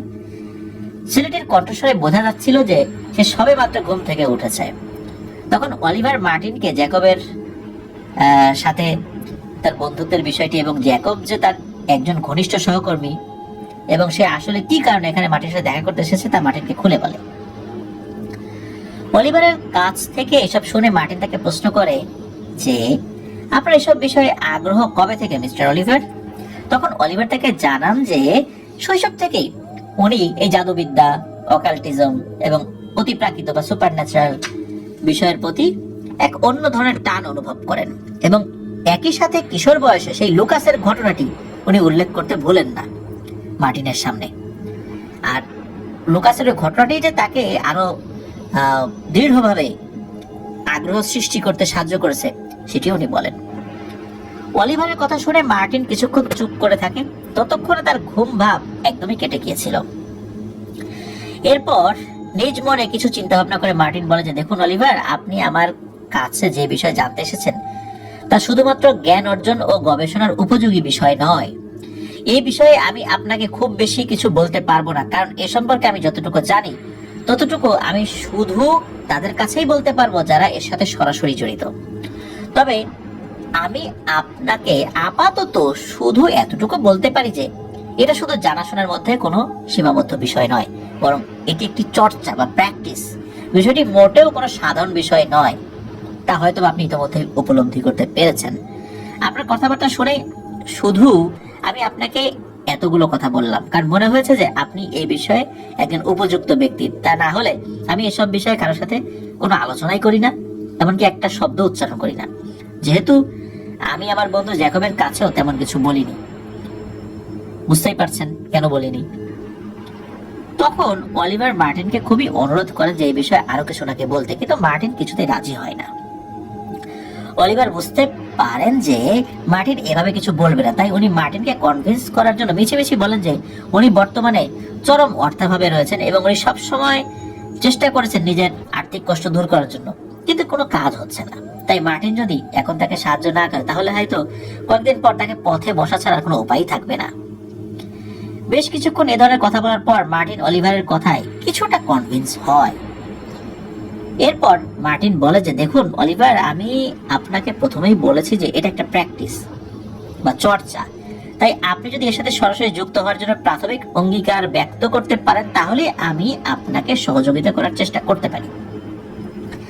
যেহেতু আপনি আমার বন্ধু জ্যাকবেরও বন্ধু, যে আমাকে দুর্দিনে সবচেয়ে বেশি সহায়তা করেছে, তাই আপনার এই দুর্দিনে আপনাকে সহযোগিতা করতে আমারও ভালো লাগবে। এখন আপনি ভাবনা চিন্তা করে আমাকে বলুন যে আপনি কি করবেন। তখন অলিভার মনে মনে চিন্তা করেন যে এখন যদি উনি মার্টিনকে কোনো না বোধক কথা বলেন তাহলে হয়তো মার্টিন বেঁকে বসতে পারে, তাই উনি মার্টিনের কাছে প্রাথমিকভাবে অঙ্গীকার করেন। তখন মার্টিন ওনাকে জিজ্ঞেস করেন যে অলিভার আগামী দিন সন্ধ্যায় অর্থাৎ সোমবার সন্ধ্যায় ফ্রি আছে কিনা। অলিভার মার্টিনের প্রশ্নে হ্যাঁ বোধক উত্তর করলে মার্টিন বলে যে তাহলে আপনি কষ্ট করে আগামীকাল সন্ধ্যায় আপনি আমার এখানে আসুন, একজনের সাথে আপনাকে দেখা করাতে নিয়ে যাব, যার কাছে আপনি এই সমস্ত কথা এতক্ষণ আমাকে যা যা বললেন সবকিছু খুলে বলবেন। আসলে আমি এসবের সাথে খুব বেশি দিন হয়েছে যুক্ত হইনি, তাই আপনাকে সরাসরি সুপারিশ করার ক্ষমতা আমার নেই, কিন্তু আপনাকে আমি যার সাথে দেখা করাতে নিয়ে যাব তিনি চাইলে আপনাকে আপনার যুক্ত হওয়ার বিষয়ে সরাসরি সুপারিশ করতে পারেন। এই ধরনের কথা মার্টিন অলিভারকে বললেন এবং এও বললেন যে ওই ব্যক্তি মূলত নাকি মার্টিনকে সাহায্য করেছিল। এই সমস্ত কথা শুনে অলিভার মার্টিনের কাছে জানতে চান যে কে সেই ব্যক্তি, কিন্তু জবাবে মার্টিন বলে যে আপনি আগামীকাল আসুন, এরপরেই আপনার সাথে ওনার বিষয়ে বিস্তারিত কথা বলবো। এরপর মার্টিন অলিভারকে আরো বলে যে আপনি যে আজ আমার সাথে দেখা করতে এসেছেন এবং আমার সাথে এসব বিষয়ে আপনার কথা হয়েছে তার জন্য ঘুণাক্ষরেও বাইরের কেউ কোনোভাবেই জানতে না পারে, এমনকি জ্যাকবও নয়। অলিভার তখন মার্টিনকে প্রতিশ্রুতি দেন যে মার্টিনের সাথে ওনার যে কথা হয়েছে অথবা কিছু বিষয়ে যে তার সাথে কোনো ধরনের কোনো বাক্যালাপ হয়েছে এটি কোনোভাবেই কারো কাছে এটা বলবেন না, যা কিছু হয়ে যাক না কেন। এরপর অলিভার মার্টিনের কাছ থেকে বিদায় নিয়ে সেদিনের মতো বাড়িতে ফেরত আসেন। পরবর্তী দিন সন্ধ্যার সময় পূর্বের কথা মতো অলিভার মার্টিনের বাড়িতে গিয়ে হাজির হন। মার্টিন তখন বাড়িতেই ছিল। অলিভারকে মার্টিন বসতে বলে অল্প সময়ের মধ্যেই তৈরি হয়ে নিয়ে তারা বের হয়ে যায় বাড়ি থেকে। তখন অলিভার মার্টিনের কাছে জানতে চান যে মার্টিন ওনাকে আসলে কার সাথে দেখা করাতে নিয়ে যাচ্ছে। তখন মার্টিন বলে যে আপনাকে আমি আঙ্কেল রিচার্ডের সাথে দেখা করতে নিয়ে যাচ্ছি অলিভার। আঙ্কেল রিচার্ড অনুমতি দিলেই আমি কেবল আপনার কাছে কিছু কিছু কথা উপস্থাপন করতে পারি যা আমি জানি, বা আমার কাছে যে বিষয় জানতে চাচ্ছেন সে বিষয়ে আপনার কাছে আমার জানা অনুযায়ী কিছুটা বলতে পারবো। এবং আমি না, বরং আঙ্কেল রিচার্ড প্রকৃতপক্ষে আপনাকে সহযোগিতা করতে পারেন আমাদের সাথে আনুষ্ঠানিকভাবে যুক্ত হতে। মার্টিনের কথাগুলো শুনে অলিভারের বেশ কৌতূহল হতে থাকে। উনি মার্টিনকে আঙ্কেল রিচার্ডের সম্পর্কে আরো কিছু বলার জন্য অনুরোধ করেন। তখন মার্টিন বলে যে যেহেতু আমরা একটু পরেই আঙ্কেল রিচার্ডের সাথে দেখা করছি, তাই এখন আপনাকে ওটার সম্পর্কে বলতে তেমন কোনো সমস্যা নেই। আঙ্কেল রিচার্ডের পরিবার এই এরিয়ার খুবই সম্ভ্রান্ত একটি পরিবার এবং উনি একজন রিয়েল এস্টেট ব্রোকার। মানে হচ্ছে বিভিন্ন জমি জমা, ফ্ল্যাট, এই জিনিসগুলো উনি থার্ড পার্টি হয়ে বিক্রি করেন এবং এখানে ভালো একটা কমিশন উনি পান। উনি মূলত আমার দুঃসম্পর্কের আঙ্কেল হন। আমাকে মূলত উনি সাহায্য করেছেন এবং আমি বর্তমানে ওনার ব্যবসায়িক কাজেই সহযোগিতা করছি। তবে আমি এই কাজে সুযোগ পেয়েছি ওনার দেয়া একটি বিশেষ প্রস্তাব গ্রহণ করার মাধ্যম দিয়ে। সব মিলিয়ে আজকাল আমার ভালোই চলে যাচ্ছে, যেমনটা আপনি দেখতে পাচ্ছেন। মার্টিনের সাথে এরকম আরো নানান কথা বলতে বলতে অলিভার এবং মার্টিন আঙ্কেল রিচার্ডের বাড়িতে পৌঁছে যান। বাড়িটির সামনে উপস্থিত হয়েই অলিভার বুঝতে পারেন যে মার্টিনের কথা কিছু ভুল নয়। বাড়ির চেহারা দেখেই সম্ভ্রান্ত পরিবারের পরিচয় পাওয়া যায়। মার্টিন এগিয়ে গিয়ে দরজায় আওয়াজ করে। অলিভার তখন মার্টিনের পেছনে দাঁড়িয়ে চারপাশে তাকিয়ে দেখছিলেন এবং ভাবছিলেন যে ওনার বাড়িটাও যদি এরকম হতো তাহলে কেমন দারুণ হতো। অলিভার যখন এসব ভাবছেন তখন একজন মাঝবয়সী লোক দরজা খুলে ওনাদের উদ্দেশ্যে হাস্যোজ্জ্বল ভাবে বলেন যে ও তোমরা এসে গিয়েছো, এসো ভিতরে এসো। এরপর অলিভার ও মার্টিন ভেতরে ঢুকলে উনি দরজা লাগিয়ে দিয়ে ওনাদেরকে নিয়ে লিভিং রুমে এসে বসেন। অলিভার চুপচাপ চারপাশে দেখছিলেন। তখন মার্টিন বলে যে আঙ্কেল আপনাকে যে বলেছিলাম আমার একজন বন্ধুর কথা, এই সেই অলিভার। অলিভার তখন নিশ্চিত হন যে ওই লোকটি আঙ্কেল রিচার্ড। আঙ্কেল রিচার্ডের সাথে সৌজন্যমূলক হ্যান্ডশেক করতে করতে অলিভার এটা ভেবেও অবাক হন যে মার্টিন আঙ্কেল রিচার্ডের কাছে ওনাকে নিজের বন্ধু হিসেবে পরিচয় করে দিয়েছে, অথচ মার্টিনের সাথে উনি গতকালই প্রথম পরিচিত হয়েছেন। বিষয়টি লক্ষ্য করে মার্টিনের সম্পর্কে অলিভারের বেশ একটা সুধারণা জন্মায়। অলিভার মনে মনে ভাবেন যে মার্টিন হয়তো কোনো খারাপ কাজের সাথে যুক্ত থাকতে পারে, কিন্তু লোক হিসাবে ভালো।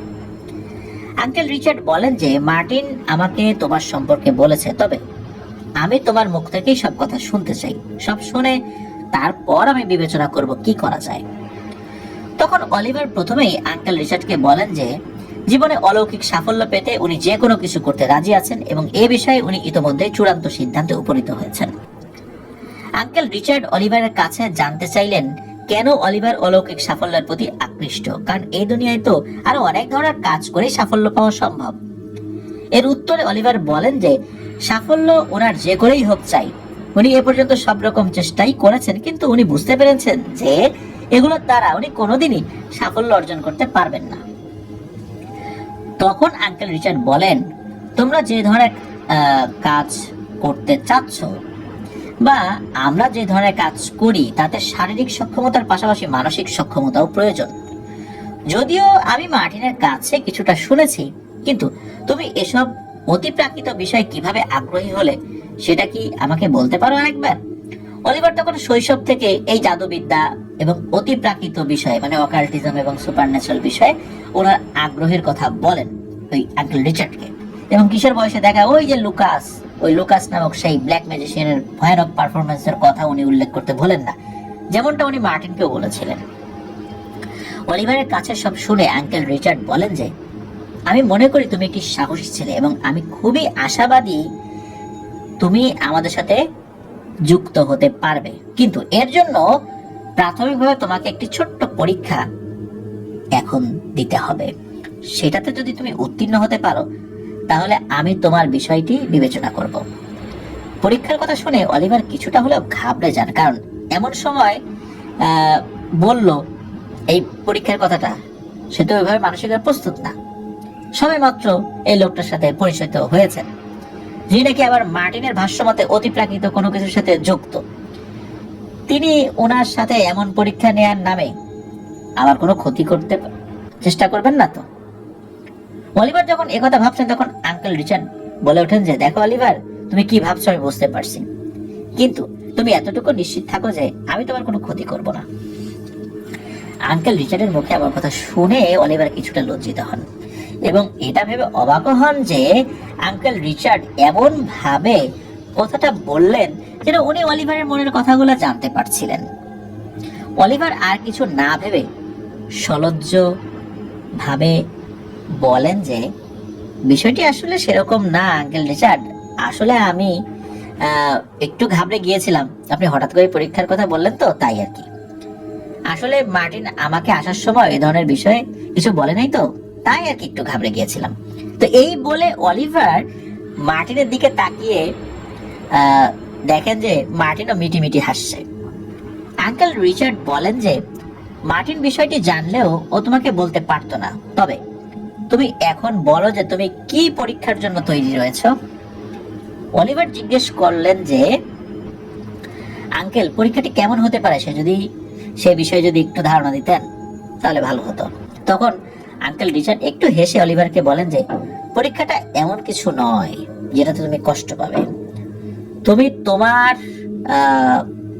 সাধ্যের মধ্যেই কাজটা করতে পারবে, তুমি আমার উপর বিশ্বাস রাখতে পারো।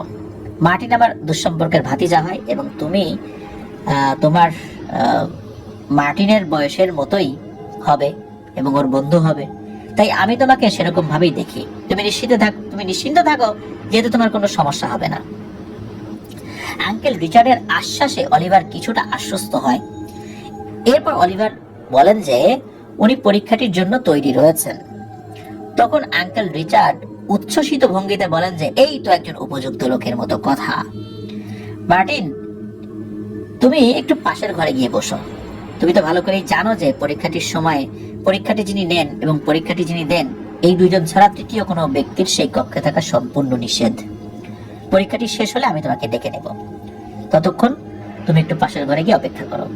আশা করি তোমার বন্ধুটি আমার পরীক্ষায় পাশ করবে। তখন মার্টিন একটু হেসে অলিভারকে বলেন যে, চিন্তার কোনো কারণ নেই অলিভার, আমি বিশ্বাস করি আপনি পরীক্ষাটিতে পাশ করবেন। তবে আপনাকে আমি ছোট্ট একটি উপদেশ দিতে চাই, এই পরীক্ষা চলাকালীন আপনি শুধু সত্যটাই বলবেন, কোনোভাবেই মিথ্যা কথা অথবা মন গড়া কোনো কথা বলবেন না। এই পরীক্ষাটিতে পাশ করলেই আমাদের সাথে যুক্ত হতে আপনার কোনো বাধা থাকবে না। Good luck. এই বলে মার্টিন পাশের ঘরে চলে যায়। তখন আঙ্কেল রিচার্ড অলিভারকে কয়েক মিনিট অপেক্ষা করতে বলে ভেতরের ঘরের দিকে চলে যান।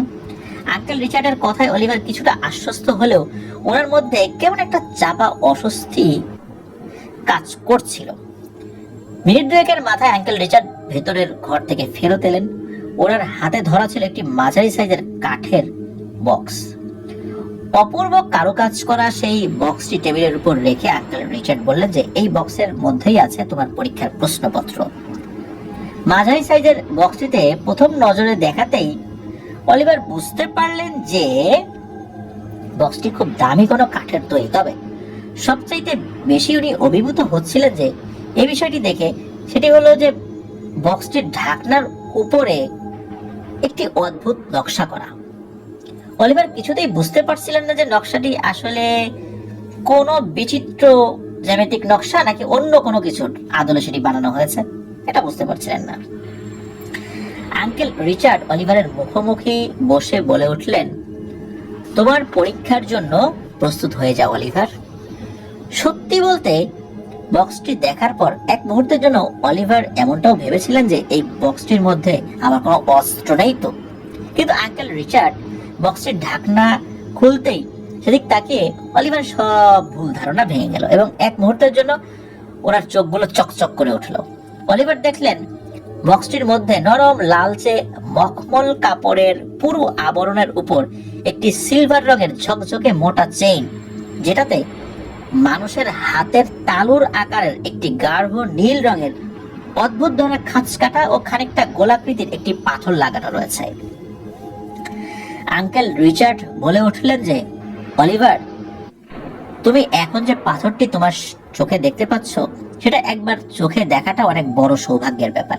এটা সাধারণ কোনো রত্ন অথবা পাথর নয়। আপাতত তোমাকে এতটুকুই বলতে পারছি যে এই পাথরটি আমার সারা জীবনের অর্জন। এদিকে অলিভার আঙ্কেল রিচার্ডের কথা শুনতে শুনতে যখনই মনোযোগ সহকারে ওই পাথরটির দিকে তাকিয়েছেন, তখনই ওনার কাছে মনে হলো যে উনি কেমন যেন একটা ঘোরের মধ্যে চলে গিয়েছেন। পাথরটা থেকে যেন উনি চোখ সরাতেই পারছিলেন না। ঘরের আলো পাথরটির খাঁচ কাটা অংশগুলোর উপর পড়ে যেন এক অদ্ভুত ধরনের বিচ্ছুরণ ছড়াচ্ছিল। আঙ্কেল তখন বললেন, এখনই হবে তোমার মূল পরীক্ষা। আমি বলার পর তুমি এই চেইনটি হাতে নেবে এবং নীল পাথরটি তোমার হাতের মুঠোর মধ্যে শক্ত করে ধরবে। এরপর আমি তোমাকে একটি প্রশ্ন করব, তুমি প্রশ্নটির একদম সত্যি সত্যি জবাব দেবে। যদি তুমি মিথ্যা অথবা মন গড়া কোনো উত্তর দাও, তাহলে পরবর্তীতে তোমার সমস্যা হবে, কারণ আমি তোমাকে ইতিমধ্যেই বলেছি যে এটা কোনো সাধারণ পাথর নয়। অলিভার আঙ্কেল রিচার্ডের কথায় মাথা নেড়ে সম্মতি জানান। আঙ্কেল রিচার্ড বক্স থেকে চেইনটি ওনার হাতে নেন এবং পাথরটি ওনার হাতের মুঠোর মধ্যে ধরে চোখ আধা বোঝা অবস্থায় দুর্বোধ্য ভাষায় কিছু বিড়বিড় করতে করতে পাথরটি অলিভারের দিকে এগিয়ে দেন। অলিভার আঙ্কেল রিচার্ডের নির্দেশনা অনুযায়ী খুব সন্তর্পণে হাত বাড়িয়ে পাথরটি ওনার এটিকে হাতের মধ্যে খুবই সাবধানে চেপে ধরেন। অলিভার পাথরটি হাতের মুঠোর মধ্যে ধরার পর উনি অনুভব করতে পারেন যে পাথরটি বরফের মতো ঠান্ডা। উনি পাথরটি হাতে ধরলে আঙ্কেলের এক মুহূর্তের জন্য বিড়বিড় করা থামিয়ে অলিভারকে বললেন, মানে আঙ্কেল থেমে অলিভারকে বলেন, তুই পাথরটি ঠিক এইভাবেই আরো বেশ কিছুক্ষণ ধরে থাকো, এরপর আমি তোমাকে প্রশ্ন করলে তুমি উত্তর দিবা। এই বলে আঙ্কেল রিচার্ড পুনরায় সেই দুর্বোধ্য ভাষায় বিড়বিড় করে আবারও কি যেন একটা বলা শুরু করেন, কিন্তু এবার উনি বেশ জোরে জোরেই বলছিলেন। আগের বার তো বিড়বিড় করে বলছিলেন, কিন্তু এবার জোরে জোরে বলছেন। এর আনুমানিক 10 সেকেন্ডের মাথায় অলিভার অনুভব করেন যে ওনার হাতের মুঠোয় ধরে থাকা নীল পাথরটি অস্বাভাবিক দ্রুতভাবে উত্তপ্ত হয়ে উঠছে, আর তখনই ওনার মাথার মধ্যে ঝিমঝিম করতে থাকে। অলিভার এক মুহূর্তের জন্য যেন দেখতে পান যে ওনার সামনে দিয়ে উত্তাল একটি নদী বয়ে যাচ্ছে। সেখানে আকাশের ঘন লাল মেঘ ছেয়ে যাচ্ছে। নদীর দুই পাড়ে সুউচ্চ কালচে পর্বতের সারি দেখা যাচ্ছে। অলিভার তার কাছে মনে হচ্ছিল যে উনি নিজেই সে জায়গায় দাঁড়িয়ে আছেন এবং নিজের চোখের সামনেই সেই উত্তাল নদীটাকে দেখছেন। সেখানে মনে হচ্ছে ঝড়ো বাতাস উঠেছে। অন্য সময় হলে এরকম একটা প্রতিকূল দৃশ্য ওনার চোখের সামনে ভেসে ওঠার কারণে উনি তীব্র প্রতিক্রিয়া জানাতেন হয়তো, কিন্তু উনি যখনই পাথরটির দিকে প্রথমবার ভালোভাবে তাকিয়েছিলেন, তখন থেকেই উনি যেন কেমন একটা ঘোরের মধ্যে চলে গিয়েছিলেন। ওনার কাছে কেন যেন এগুলার অস্বাভাবিক লাগছে না। এই মুহূর্তে আঙ্কেল রিচার্ডের গুরুগম্ভীর কণ্ঠস্বর ওনার কানে ভেসে এলো, অলিভার, তোমার কাছে আমার প্রশ্ন হলো, ঠিক এই মুহূর্তে তুমি কি অনুভব করছো? তখন অলিভার একরকম ঘোরের মধ্যেই এবং কিছুটা আতঙ্কিত স্বরে উত্তর দেন যে উনি অনুভব করছেন ওনার হাতের মুঠোর মধ্যে অদ্ভুত সেই পাথরটি প্রচন্ড উত্তপ্ত হয়ে উঠছে, যাতে করে উনি খুব বেশি সময় হয়তো আর সেটি ধরে রাখতে পারবেন না, এবং ওনার চোখের সামনে কিছু অস্বাভাবিক দৃশ্য ফুটে উঠেছে, যেটার খানিকটা বর্ণনা উনি দেওয়ার চেষ্টা করেন আর কি। অলিভার এই উত্তরটি দিলে আঙ্কেল রিচার্ডের হাসি ভেসে আসে। পরবর্তীতে অলিভার ওনার শরীরে একটি ঝাঁকুনি অনুভব করেন এবং দেখেন যে উনি তো সেই আঙ্কেল রিচার্ডের বাড়ির হলরুমেই বসে আছেন, এবং আঙ্কেল রিচার্ড যে ওনার মুখোমুখি বসেছিলেন সেখান থেকে উঠে এসে ওনার কাঁধে ধরে জোরে জোরে ঝাঁকি দিচ্ছেন। অলিভার আরো খেয়াল করেন যে ওনার হাতের মুঠোয় থাকা সেই পাথরটি আগের মতো একদম বরফের মতো এখন ঠান্ডা। উনি হাতের মুঠো খুলতেই পূর্বের নাই ঘরের আলো পড়ে পাথরটি কিছুটা ঝকঝক করে উঠল। অলিভার কিছুতেই বুঝতে পারছিলেন না যে সবেমাত্র ওনার সাথে কি ঘটলো এটা। আঙ্কেল রিচার্ড অলিভারের দিকে তাকে একটু হাসলেন এবং বললেন, পাথরটি বক্সের মধ্যে রেখে দাও অলিভার, তুমি পরীক্ষায় সফল হয়েছ। আমি অবশ্য আগে অনুমান করেছিলাম যে তুমি পাশ করবে। অলিভার বিস্ময় ভরা চোখে আঙ্কেল রিচার্ডের দিকে তাকিয়ে কাঁপা কাঁপা হাতে পাথরটি অতি সন্তর্পণে বক্সের মধ্যে রাখলেন। আঙ্কেল রিচার্ড বক্সটি তুলে ঢাকনা লাগিয়ে রাখতে রাখতে জোর গলায় মার্টিনকে ডাক দিয়ে বললেন যে, মার্টিন, এবার তুমি আসতে পারো, তোমার বন্ধুটি আমার পরীক্ষায় পাশ করে গিয়েছে। আঙ্কেল রিচার্ডের ডাক শুনে পাশের ঘর থেকে মার্টিন হাসি মুখে বের হয়ে এসে আবার অলিভারের পাশে বসে এবং অলিভারকে বলে যে, অভিনন্দন, আমি জানতাম যে আপনি এটা পারবেন। এরপর মার্টিন আঙ্কেল রিচার্ডের দিকে তাকিয়ে বলে যে, আঙ্কেল, তাহলে আশা করি আমাদের সাথে যুক্ত হতে অলিভারের আর কোনো বাধা থাকছে না। অলিভারের এসব শুনে কিছুটা আনন্দ মিশ্রিত অনুভূতি হলেও পাথরটি স্পর্শ করে তার যে অভিজ্ঞতাটি কিছুক্ষণ আগে হয়েছে সেটা মনে করে বিস্ময়ে এবং আতঙ্কে ওনার সেই আনন্দ মিশ্রিত অনুভূতিটি চাপা পড়ে যাচ্ছিল। আঙ্কেল রিচার্ড তখন বলেন, আমি বুঝতে পারছি অলিভার যে তোমার এই মুহূর্তে মিশ্র অনুভূতি হচ্ছে, তবে আমি তোমাকে পরামর্শ দিব এ ধরনের বিষয়ের সাথে মানিয়ে নেওয়ার জন্য নিজেকে আরো ভালো কিছু প্রস্তুত করার জন্য নিজেকে তৈরি থাকতে। তখন অলিভার অনেকক্ষণ নীরবতা ভেঙে আঙ্কেল রিচার্ডের কাছে জানতে চান যে উনি যেহেতু পরীক্ষায় পাশ করেছেন তাই এসব বিষয়ে বিস্তারিত কথা ওনাকে এখন বলা যাবে কিনা। আঙ্কেল রিচার্ড এর জবাবে বলেন যে নিশ্চয়ই জানা যাবে অলিভার, কিন্তু আজ তোমার বিশ্রাম নেওয়া প্রয়োজন, যে কারণে আমাদের আলোচনা আজ আর 11টা বুদ্ধিমানের কাজ হবে না। তুমি আগামীকাল মার্টিনের সাথে এই সময়ে আমার সাথে দেখা করতে এসো, বিস্তারিত কথা কালই হবে। তখন অলিভার আর খুব বেশি কিছু বলেন না, কারণ ওই অদ্ভুত অভিজ্ঞতাটির কারণে ওনারও শারীরিক ও মানসিকভাবে বেশ ক্লান্তি অনুভূত হচ্ছিল। এরপর অলিভার এবং মার্টিন আঙ্কেল রিচার্ডের বাড়ি থেকে বেরিয়ে যান। অলিভারকে এগিয়ে দিতে দিতে মার্টিন বলে যে, কোনো চিন্তা নেই অলিভার, কাল আপনি সবই জানতে পারবেন, আজ আপনি বিশ্রাম নিন। অলিভার সেই রাতে বাড়িতে ফিরে এসে ওনার সাথে ঘটে যাওয়া অদ্ভুত ঘটনার ব্যাখ্যা খোঁজার অনেক চেষ্টা করেন, কিন্তু কোনো ব্যাখ্যাই উনি দাঁড় করাতে পারেন না।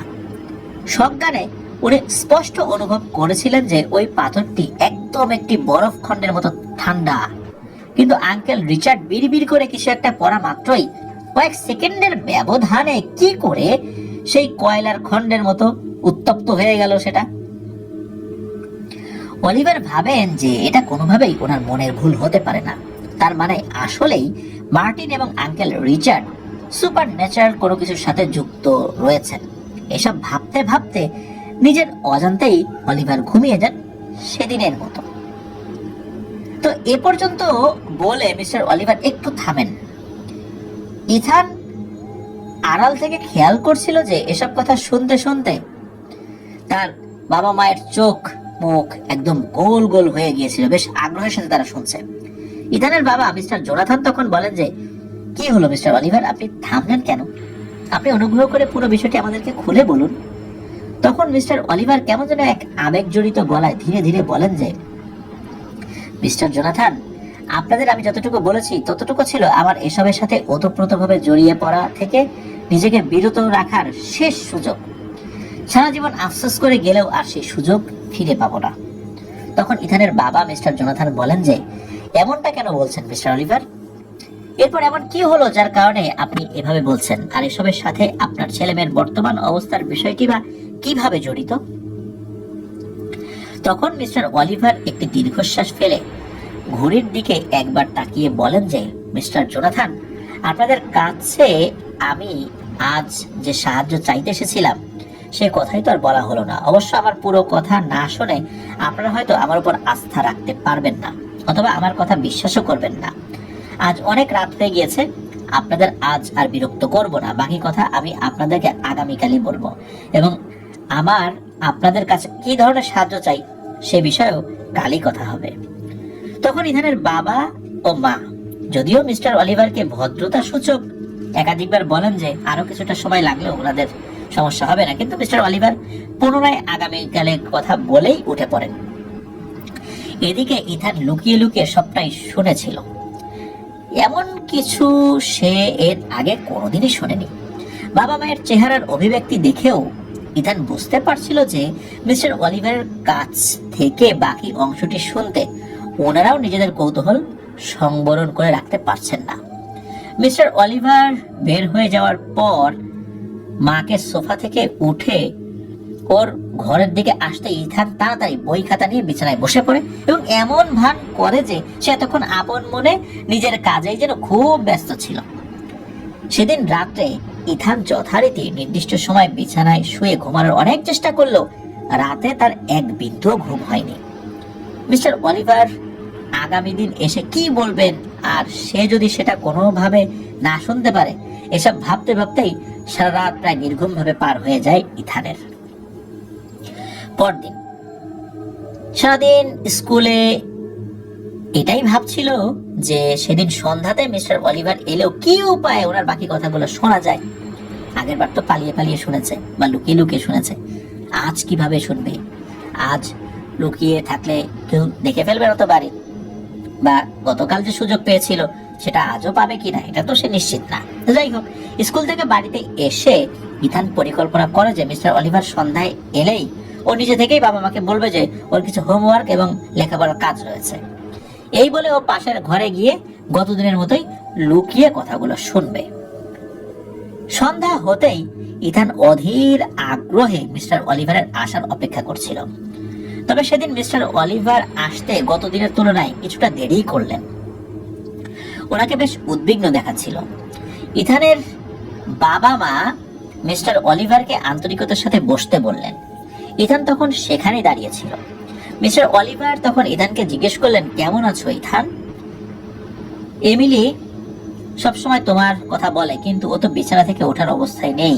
তুমি কাল একবার সময় করে যেও না হয়, তোমাকে দেখলেও খুশি হবে। একথা শুনে ইথানের খুবই খারাপ লাগতে লাগে। ও ভেবেছিল স্কুল থেকে ফিরে বিকালে এমিলির সাথে দেখা করতে যাবে, কিন্তু গত রাতে ঠিকভাবে ঘুম না হয় বিকালে ও বাড়িতে ফিরে ঘুমিয়ে পড়েছিল। ইথান একবার ভাবে যে সে এখনই একবার এমিলিকে দেখে আসে, কিন্তু পরক্ষণেই ও ভাবে যে তাহলে তো মিস্টার অলিভারের কথাগুলো আর জানা হবে না। ইথানের কাছে মনে হয় এমিলিকে সাহায্য করতে চাইলে ওর বাবা মিস্টার অলিভারের বাকি কথাগুলো ইথানের শোনাটা খুব জরুরি। এই ভেবে ইথান তখনকার মতো নিজের আবেগকে সংযত করে পূর্ব পরিকল্পনা মাফিক পড়াশোনার বাহানা দিয়ে নিজে থেকেই পাশের ঘরে গিয়ে আগের দিন যে জায়গায় লুকিয়ে বসেছিল সে জায়গাতেই লুকিয়ে বসে। ইথান শুনতে পায় যে ওর মা মিস্টার অলিভারকে কফির জন্য জিজ্ঞেস করেন, কিন্তু মিস্টার অলিভার বেশ বিষণ্ণ গলায় তার জন্য কফির জন্য অনাগ্রহ প্রকাশ করে এবং ওনার কথা বলতে শুরু করে। মিস্টার অলিভার বলেন, আপনাদের নিশ্চয়ই মনে আছে যে আমি গতকাল আপনাদের কাছে মূলত কি উদ্দেশ্যে এসেছিলাম? তখন ইথানের বাবা মিস্টার জোনাথন বলেন যে নিশ্চয়ই মনে আছে মিস্টার অলিভার, কিন্তু আপনি আমাদের কাছে কি ধরনের সহযোগিতা চান সেটা তো আর গতকাল পুরোটা বলতে পারেননি। আপনি চলে যাওয়ার পর আমি আর ইথানের মা দীর্ঘ সময় আপনার বলে যাওয়া কথাগুলো নিয়ে আলোচনা করেছি। সত্যি বলতে আমরা খুবই বিস্মিত হয়েছি, কারণ এরকম কথা আমরা এর আগে খুবই কম শুনেছি। সত্যি, আসলে আমরাও আপনার কথার বাকি অংশটা শোনার জন্য মুখিয়ে রয়েছি। আপনাদের জন্য আমরা কি করতে পারি তা জানি না, তবে যদি আমাদের পক্ষে আপনাদের জন্য সহযোগিতা করা সম্ভব হয় তাহলে আমরা সেটা অবশ্যই করব। তাই আপনাদের কাছে অনুরোধ, আপনি আমাদেরকে নিঃসংকোচে এবং নির্দ্বিধায় সবকিছু খুলে বলুন। আপনি নিশ্চিত থাকতে পারেন যে যদি আপনি বলেন তাহলে আপনার কথাগুলো চিরকালই শুধু এই বাড়ির চার দেয়ালের মাঝেই আবদ্ধ থাকবে। ইথানের বাবার মুখে একথা শুনে মিস্টার অলিভার বেশ কিছুক্ষণ চুপ করে থাকেন। তারপর নীরবতা ভেঙে মিস্টার অলিভার বলেন যে আপনাদের কথাগুলো সত্যি আমাকে আশ্বস্ত করেছে। আজ হয়তো আমি আপনাদের কাছে একটু বেশি সময় নেব, কিন্তু আমি আজ আপনাদেরকে সবটাই বলবো এবং আপনাদের কাছে আমি কি সাহায্য চাই সেটা আপনাদেরকে বলবো। তখন ইথানের মা বলে ওঠেন, আপনি আপনার মতো করে যতক্ষণ সময় লাগে বলুন, আমাদের কোনো সমস্যা নেই। এরপর মিস্টার অলিভার আবার বলতে শুরু করেন যেখান থেকে গতদিন উনি শেষ করেছিলেন। আঙ্কেল রিচার্ডের কথা মতো অলিভার পরবর্তী দিন সন্ধ্যায় আবার মার্টিনের সাথে ওনার সাথে দেখা করতে রওনা হন। রাস্তায় অলিভার মার্টিনকে বলেন, আচ্ছা মার্টিন, সেদিন তো আমি আঙ্কেল রিচার্ডের পরীক্ষায় যেভাবেই হোক উত্তীর্ণ হয়েছি, যদিও সেটা আমার জন্য খুবই আশ্চর্যের একটি অভিজ্ঞতা ছিল, কিন্তু আপনার কি মনে হয় যে আজ আঙ্কেলের আমাকে কি বিষয় নিয়ে কথা থাকতে পারে? আঙ্কেল রিচার্ড আমাকে নিয়ে কি বিষয় বলতে পারেন? আপনাদের কার্যক্রমের বিষয়ে কিছু বলবেন হয়তো। তখন মার্টিন বলে, কাজের বিষয়ে তিনি নিশ্চয়ই বলবেন, এছাড়াও আপনি ওনার কাছ থেকে অনেক কিছুই জানতে পারবেন অলিভার। আপনাকে আমি আপাতত এতটুকুই বলছি যে আপনি যদি গতকালের পরীক্ষাটিকে একটি বিস্ময়কর অভিজ্ঞতা মনে করেন, তাহলে তার চেয়েও শতগুণ বিস্ময়কর কিছু আপনার জন্য হয়তো অপেক্ষা করছে। মার্টিনের এই কথা শুনে অলিভার মনে মনে কিছুটা আশঙ্কা বোধ করেন। স্বপ্ন পূরণের আশায় না জানি উনি কোন আশ্চর্য জগতে জড়িয়ে পড়ছেন। গতদিনের মতোই আঙ্কেল রিচার্ডের বাড়িতে পৌঁছে তিনজন বাড়ির হলরুমে বসেন। আঙ্কেল রিচার্ড আগের দিনের মতোই বললেন যে, আমি তো তোমাদের অপেক্ষাতেই ছিলাম। আঙ্কেল রিচার্ডের একথা শুনে অলিভারের এক মুহূর্তের জন্য একটু অদ্ভুত লাগলেও পর মুহূর্তে উনি ভাবেন যে লোকগুলো কতটা আন্তরিক। ওনার মতো একজন অচেনা অজানা লোককে কত দ্রুতই নিজেদের আপন করে নিয়েছে। আজ ওনাদের সাথে বসার পর মনে হচ্ছে যে অলিভার ওনাদেরকে কত আগে থেকেই না চেনেন। মার্টিন হেসে বলে যে আসার সময় অলিভার বলছিল গতকালের পরীক্ষাটি ওর জন্য বেশ বিস্ময়কর অভিজ্ঞতা ছিল, কিন্তু আমাকে যদি আবার পরীক্ষাটি নেওয়া হয় তাহলে বোধ হয় আমার কাছে সেটা আর খুব বিস্ময়কর মনে হবে না বা বিস্ময়কর লাগবে না। তখন আঙ্কেল রিচার্ড বলেন, অলিভারের এই মুহূর্তের অনুভূতিটি হয়তো তোমার কাছে হালকা লাগছে মার্টিন, কিন্তু তোমার জন্য যখন এরকম অভিজ্ঞতা প্রথমবার ছিল তখন তুমি যে অলিভারের চেয়ে আরো বেশি হতবাক হয়ে গিয়েছিলে তা তো অস্বীকার করতে পারবে না, কারণ তুমিও এই পরীক্ষাটি দিয়েছো আর তুমি ভালো করেই জানো যে এই পরীক্ষাটি কেবল একবারই দেয়া যায়। এরপর তুমি যাতে উত্তীর্ণ হও বা না হও, তুমি কিন্তু আর দ্বিতীয়বার পরীক্ষাটি কখনোই দিতে পারবে না। মার্টিন কথা শুনে বলে যে সেটা ঠিক আঙ্কেল রিচার্ড, তবে আমি আপনাকে অনুরোধ করব আপনি ঠিক যেভাবে আমাকে সহযোগিতা করেছেন ঠিক একইভাবে যদি অলিভারকেও সহযোগিতা করেন তাহলে আমি খুবই খুশি হব। আঙ্কেল রিচার্ড তখন আশ্বাসের হাসি হিসেবে অলিভারকে বলেন, আজ আমাদের নিশ্চয়ই বেশ কিছু কথা হবে, তবে প্রথমেই আমি একটি বিষয় পরিষ্কার করে নিতে চাই। আমি যতটুকু জানি তুমি এখান থেকে বেশি দূরেই থাকো, তাই তুমি যদি আমাদের কার্যক্রমে যুক্ত হতে চাও তাহলে আমার হিসাব মতো তোমাকে কিছুকাল হলেও এই এরিয়াতে এসে থাকতে হবে। আঙ্কেল রিচার্ডের এই কথা শুনে অলিভার বেশ চিন্তায় পড়ে যান, কারণ উনি তো মন্ট্রিলেই ওনার বাড়ির কাছে একটি ছোট কাজ করছিলেন। এখন ওনাকে যদি এখানে এসে থাকতে হয় তাহলে এখান থেকে প্রতিনিয়ত বেশ একটা লম্বা পথ পাড়ি দিয়ে কাজটিতে যোগদান করাটা ওনার জন্য বেশ কঠিন হয়ে যাবে। আর এমনিতেও ইদানিং ওনার আর্থিক অবস্থা এতটা ভালো নয় যে উনি এই এরিয়াতে একটি বাড়ি ভাড়া নিয়ে থাকবেন। এদিকে কার্যক্রমে নিয়মিত যুক্ত না হতে পারলেও তো পরে আবার সমস্যা হবে, কারণ এসব যেহেতু কোনো স্বাভাবিক বিষয় নয়। অলিভার যখন এসব ভাবনায় এক মুহূর্তের জন্য মগ্ন হয়ে গিয়েছিলেন তখন আঙ্কেল রিচার্ডের কথায় ওনার ভাবনায় ছেদ পড়ে। আঙ্কেল রিচার্ড বলেন যে, আমি বুঝতে পারছি অলিভার তুমি কি চিন্তা ভাবনা করছো। আমি তো গতদিনই তোমাকে বলেছি যে তুমি যেহেতু মার্টিনের বন্ধু তাই তুমিও আমার ভাতিজার মতোই। ধরো আমি যদি তোমাকে আপাতত একটি অর্থ সংস্থানও থাকার ব্যবস্থা করে দেই আশেপাশেই, তাহলে কেমন হয়? অলিভার এই কথা শুনে প্রথমে এটা ভেবে অবাক হন যে আঙ্কেল রিচার্ড কি করে ওনার মনের কথা সবসময় বুঝে যান। পাশাপাশি আঙ্কেল রিচার্ডের প্রতি ওনার মনে এক বিশেষ শ্রদ্ধা বোধও কাজ করতে থাকে।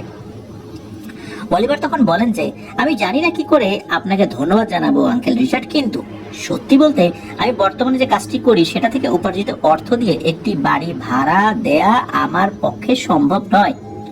আর এখানে সে থাকতে হলে আমাকে সে কাজটিও ছেড়ে দিতে হবে। তাই আপনাদের বিশেষ সহযোগিতা ব্যতীত আমি আসলেই আমার পক্ষে এই বিষয়ে নিশ্চিত কোনো কিছু বলতে পারছি না, যেটা হয়তো আপনি ইতিমধ্যেই বুঝে গিয়েছেন। একথা শুনে তখন আঙ্কেল রিচার্ড একটু হেসে বলেন যে, কোনো চিন্তা নেই অলিভার, কিছুটা দূরেই আমার খুব কাছের একজন বন্ধুর বাড়ি। তিনি দীর্ঘদিন ব্যবসায়িক কাজে পরিবারে নিয়ে আলবার্টাতে থাকেন। বছরে 2-1 বার ছুটি কাটাতে আসেন, এছাড়া সারা বছর ওই বাড়িতে কেউই থাকে না। আমি যদি ওর সাথে যোগাযোগ করে অনুরোধ করি, তাহলে হয়তো ওই বাড়িটি দেখাশোনার কাজও তোমাকে দিতে পারে। যদি কাজটি তুমি পেয়ে যাও তাহলে ভালোই পারিশ্রমিক পাবে তাতে, আর 2-1টি ঘর বাদে সারা বাড়িতেই তো তোমার অবাধ বিচরণের অধিকার থাকবে।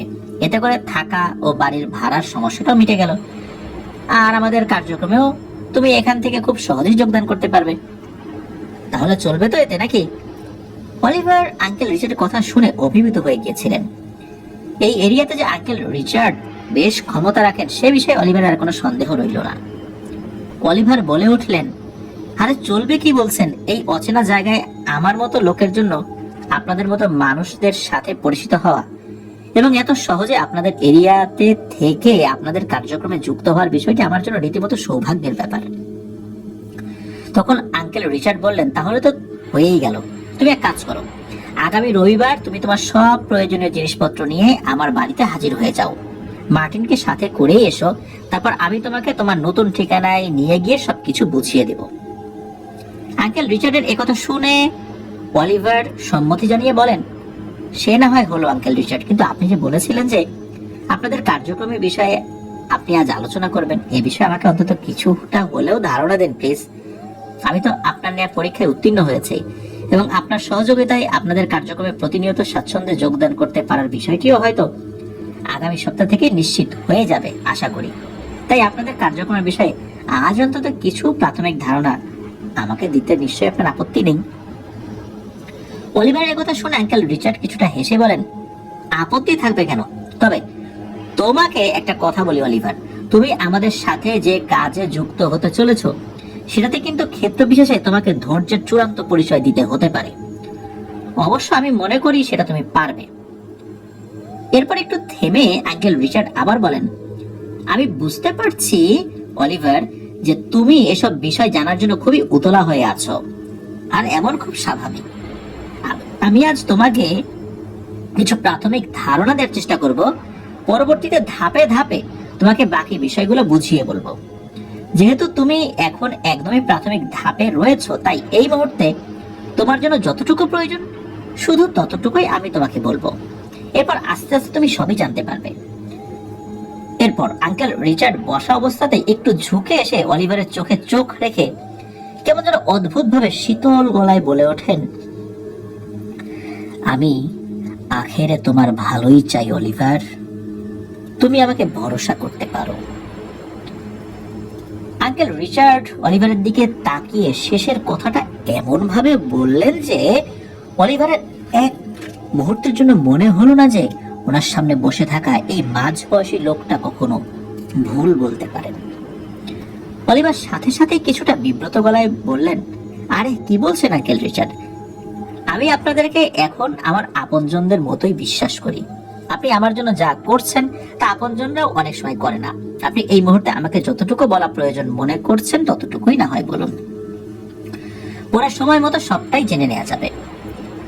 অলিভারের মনে হলো ওনার কথা শুনে আঙ্কেল রিচার্ড বেশ খুশি হলেন।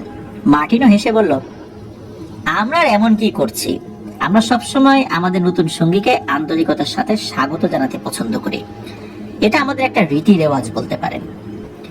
অলিভার লক্ষ্য করেছিলেন যে যাওয়া আসার পথে মার্টিনের সাথে ওনার স্বাভাবিক কথাবার্তা হলেও আঙ্কেল রিচার্ডের সামনে থাকার সময়টাতে মার্টিন যেন খুব ভেবেচিন্তে কথা বলে, কোনো অপ্রয়োজনীয় কথা সে বলে না। আঙ্কেল রিচার্ড বলেন, আমি নিশ্চিত অলিভার তুমি অনেক বড় জায়গায় যাবে একদিন। তাহলে তোমাকে বলি শোনো, এই যে তুমি আজ আমার এই বিশাল বাড়ি গাড়ি সম্পত্তি দেখছো, এসব কিছুর পুরোটাই যে আমি পৈতৃক সূত্রে পেয়েছি এমনটা নয়। আমার পরিবারের আর্থিক ইতিহাস খুব একটা খারাপ না হয় উত্তরাধিকার সূত্রে অনেক কিছুই পেয়েছি। তবে তুমি আজ চোখের সামনে যা দেখছো সেটার কাছে আমার উত্তরাধিকার সূত্রে পাওয়া সম্পত্তির পরিমাণ কিছুই না। তা এই ধরো আনুমানিক বছর 15 আগে আমার বাড়ির চেহারা এমন ছিল না, কিংবা আমার ব্যক্তিগত কোনো গাড়িও ছিল না। আমার বাবার অনিয়ন্ত্রিত মদ্যপানের বদভ্যাসের কারণে এমন একটা সময় আসে যে আর কিছুদিন এভাবে চললে হয়তো অর্থকষ্টে পারিবারিক সম্মান বিসর্জন দিয়ে আমাদেরকে লোকের কাছে হাত পাততে হতো।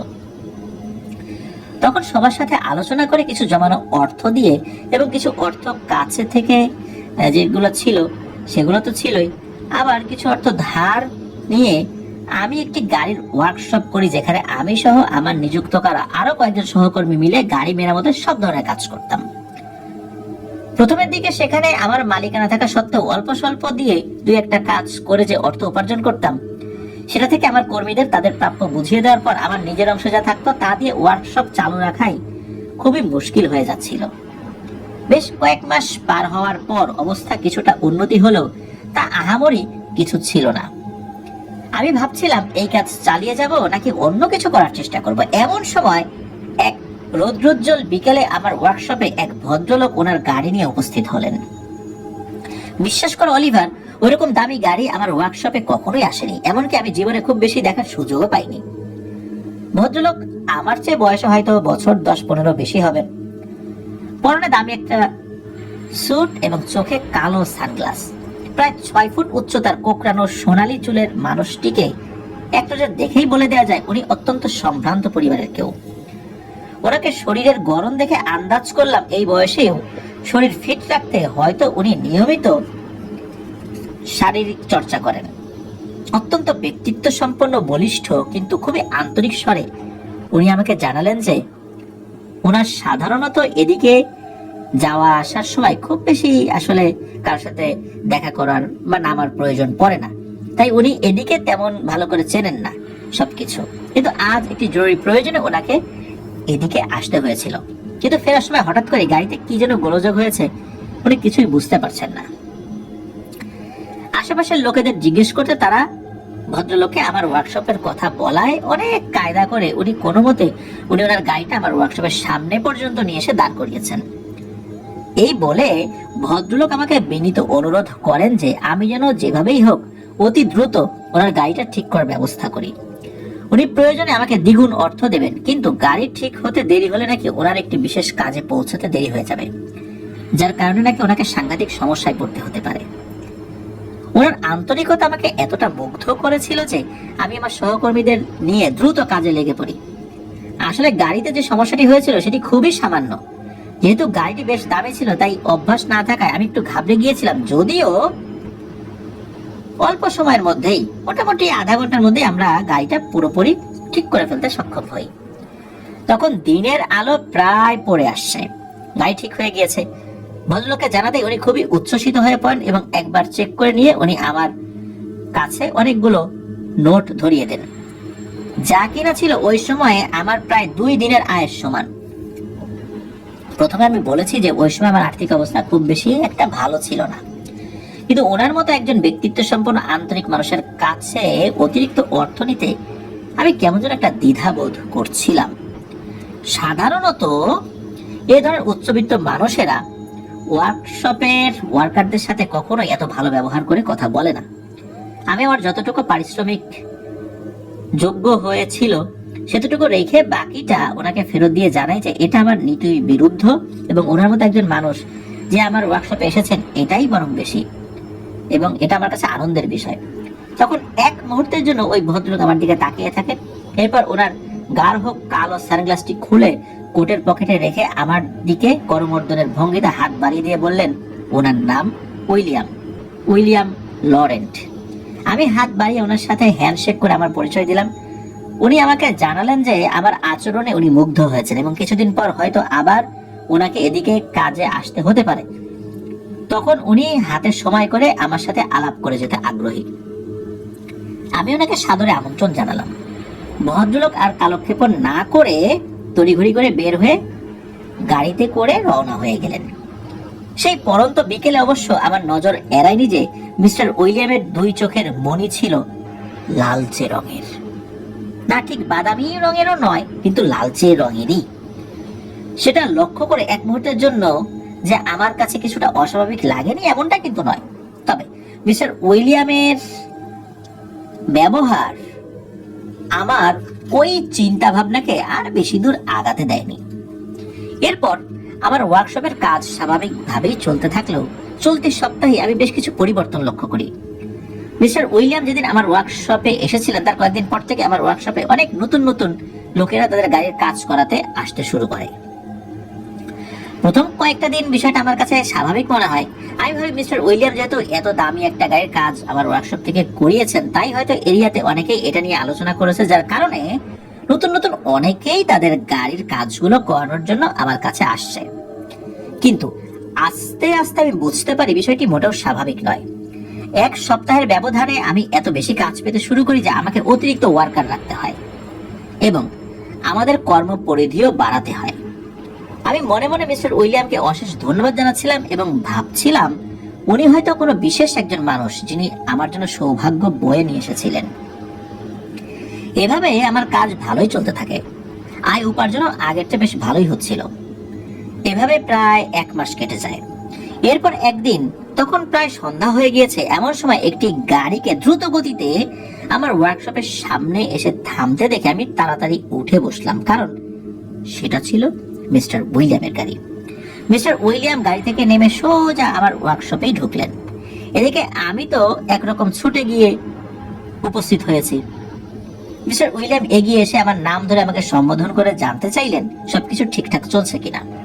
এতে আমি আরো একবার মুগ্ধ হলাম, এই ভেবে যে উনি আমার নাম মনে রেখেছেন, এটা তো আমার জন্য অনেক বড় কিছু। আমি তখন ওনাকে ধন্যবাদ জানাতে জানাতে বলতে থাকলাম, উনি তো আমার জন্য সৌভাগ্য বয়ে নিয়ে এসেছেন।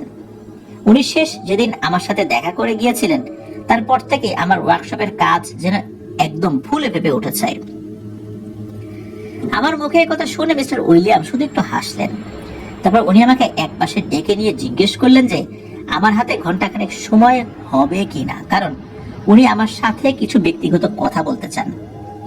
তখন আমি এক বাক্যে রাজি হয়ে যাই এবং সেদিন উনি বেশ রাত পর্যন্ত আমার ওয়ার্কশপে অবস্থান করেছিলেন। ওনার সাথে আলোচনার মাধ্যমে সেই রাতে আমার জীবনের এক নতুন অধ্যায়ের সূচনা হয়।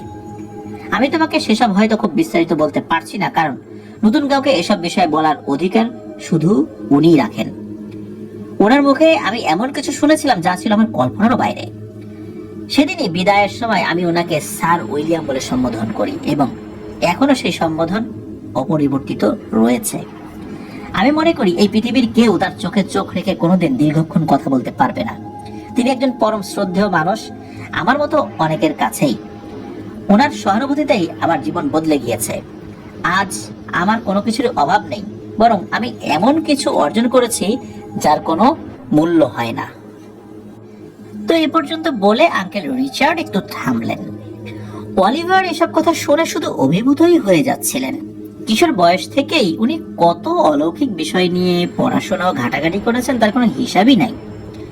উনি ভাবতেন ওনার অনেক জ্ঞান রয়েছে এসব বিষয়ে, কিন্তু আঙ্কেল রিচার্ডের এসব কথা শুনে ওনার মনে হচ্ছিল যে ওনার জানা বোঝা তো শুরু হয়েছে মাত্র এবং সেই পথ আরো অনেক দূর বাকি।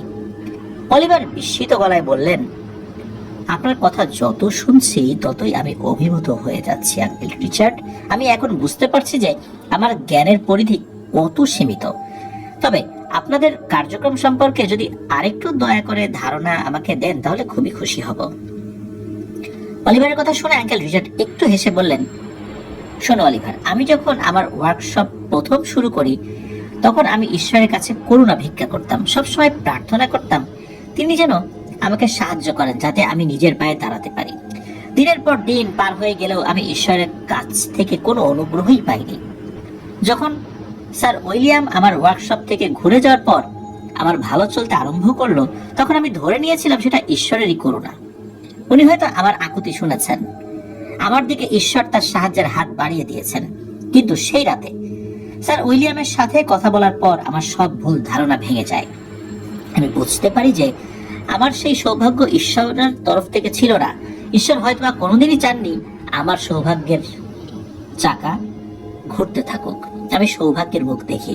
ঈশ্বর হয়তো আমি দুঃখ দুর্দশাতেই সারাটা জীবন কাটিয়ে দেই এটাই চেয়েছিলেন। কিন্তু স্যার উইলিয়াম আমার জীবনে এলেন মুক্তির দূত হয়ে। স্যার উইলিয়াম আমাকে বলেছিলেন যে উনি আমাকে প্রথমবার দেখাতেই বুঝতে পেরেছেন আমি একজন উপযুক্ত মানুষ যাকে সাহায্য করা যেতে পারে। অথচ জন্মের পর থেকে জীবনের অগণিত মূল্যবান সময় ব্যয় করে ঈশ্বরের কাছ থেকে সামান্য একটু অনুগ্রহের জন্য কত কাকতি মিনতি করেছি, কিন্তু এত কাকতি মিনতি করেও কোনো ফল পাইনি। স্যার উইলিয়াম মুক্তির দূত, কিন্তু তিনি সেই নিষ্ঠুর ঈশ্বরের দূত ছিলেন না যে ঈশ্বর কখনো আমার দিকে ভুলেও তাকাননি।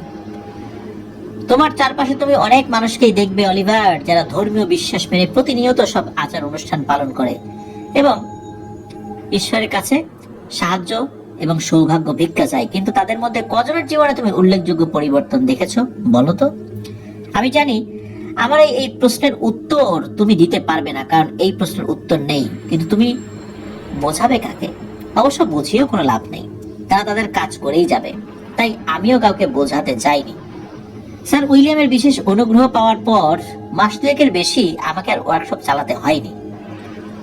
আজ আমার যে আভিজাত্য চাকচিক্য দেখছো তার বেশিরভাগই আমি নিজের যোগ্যতায় করেছি এবং তা সম্ভব হয়েছে শুধু স্যার উইলিয়ামের অনুগ্রহেই।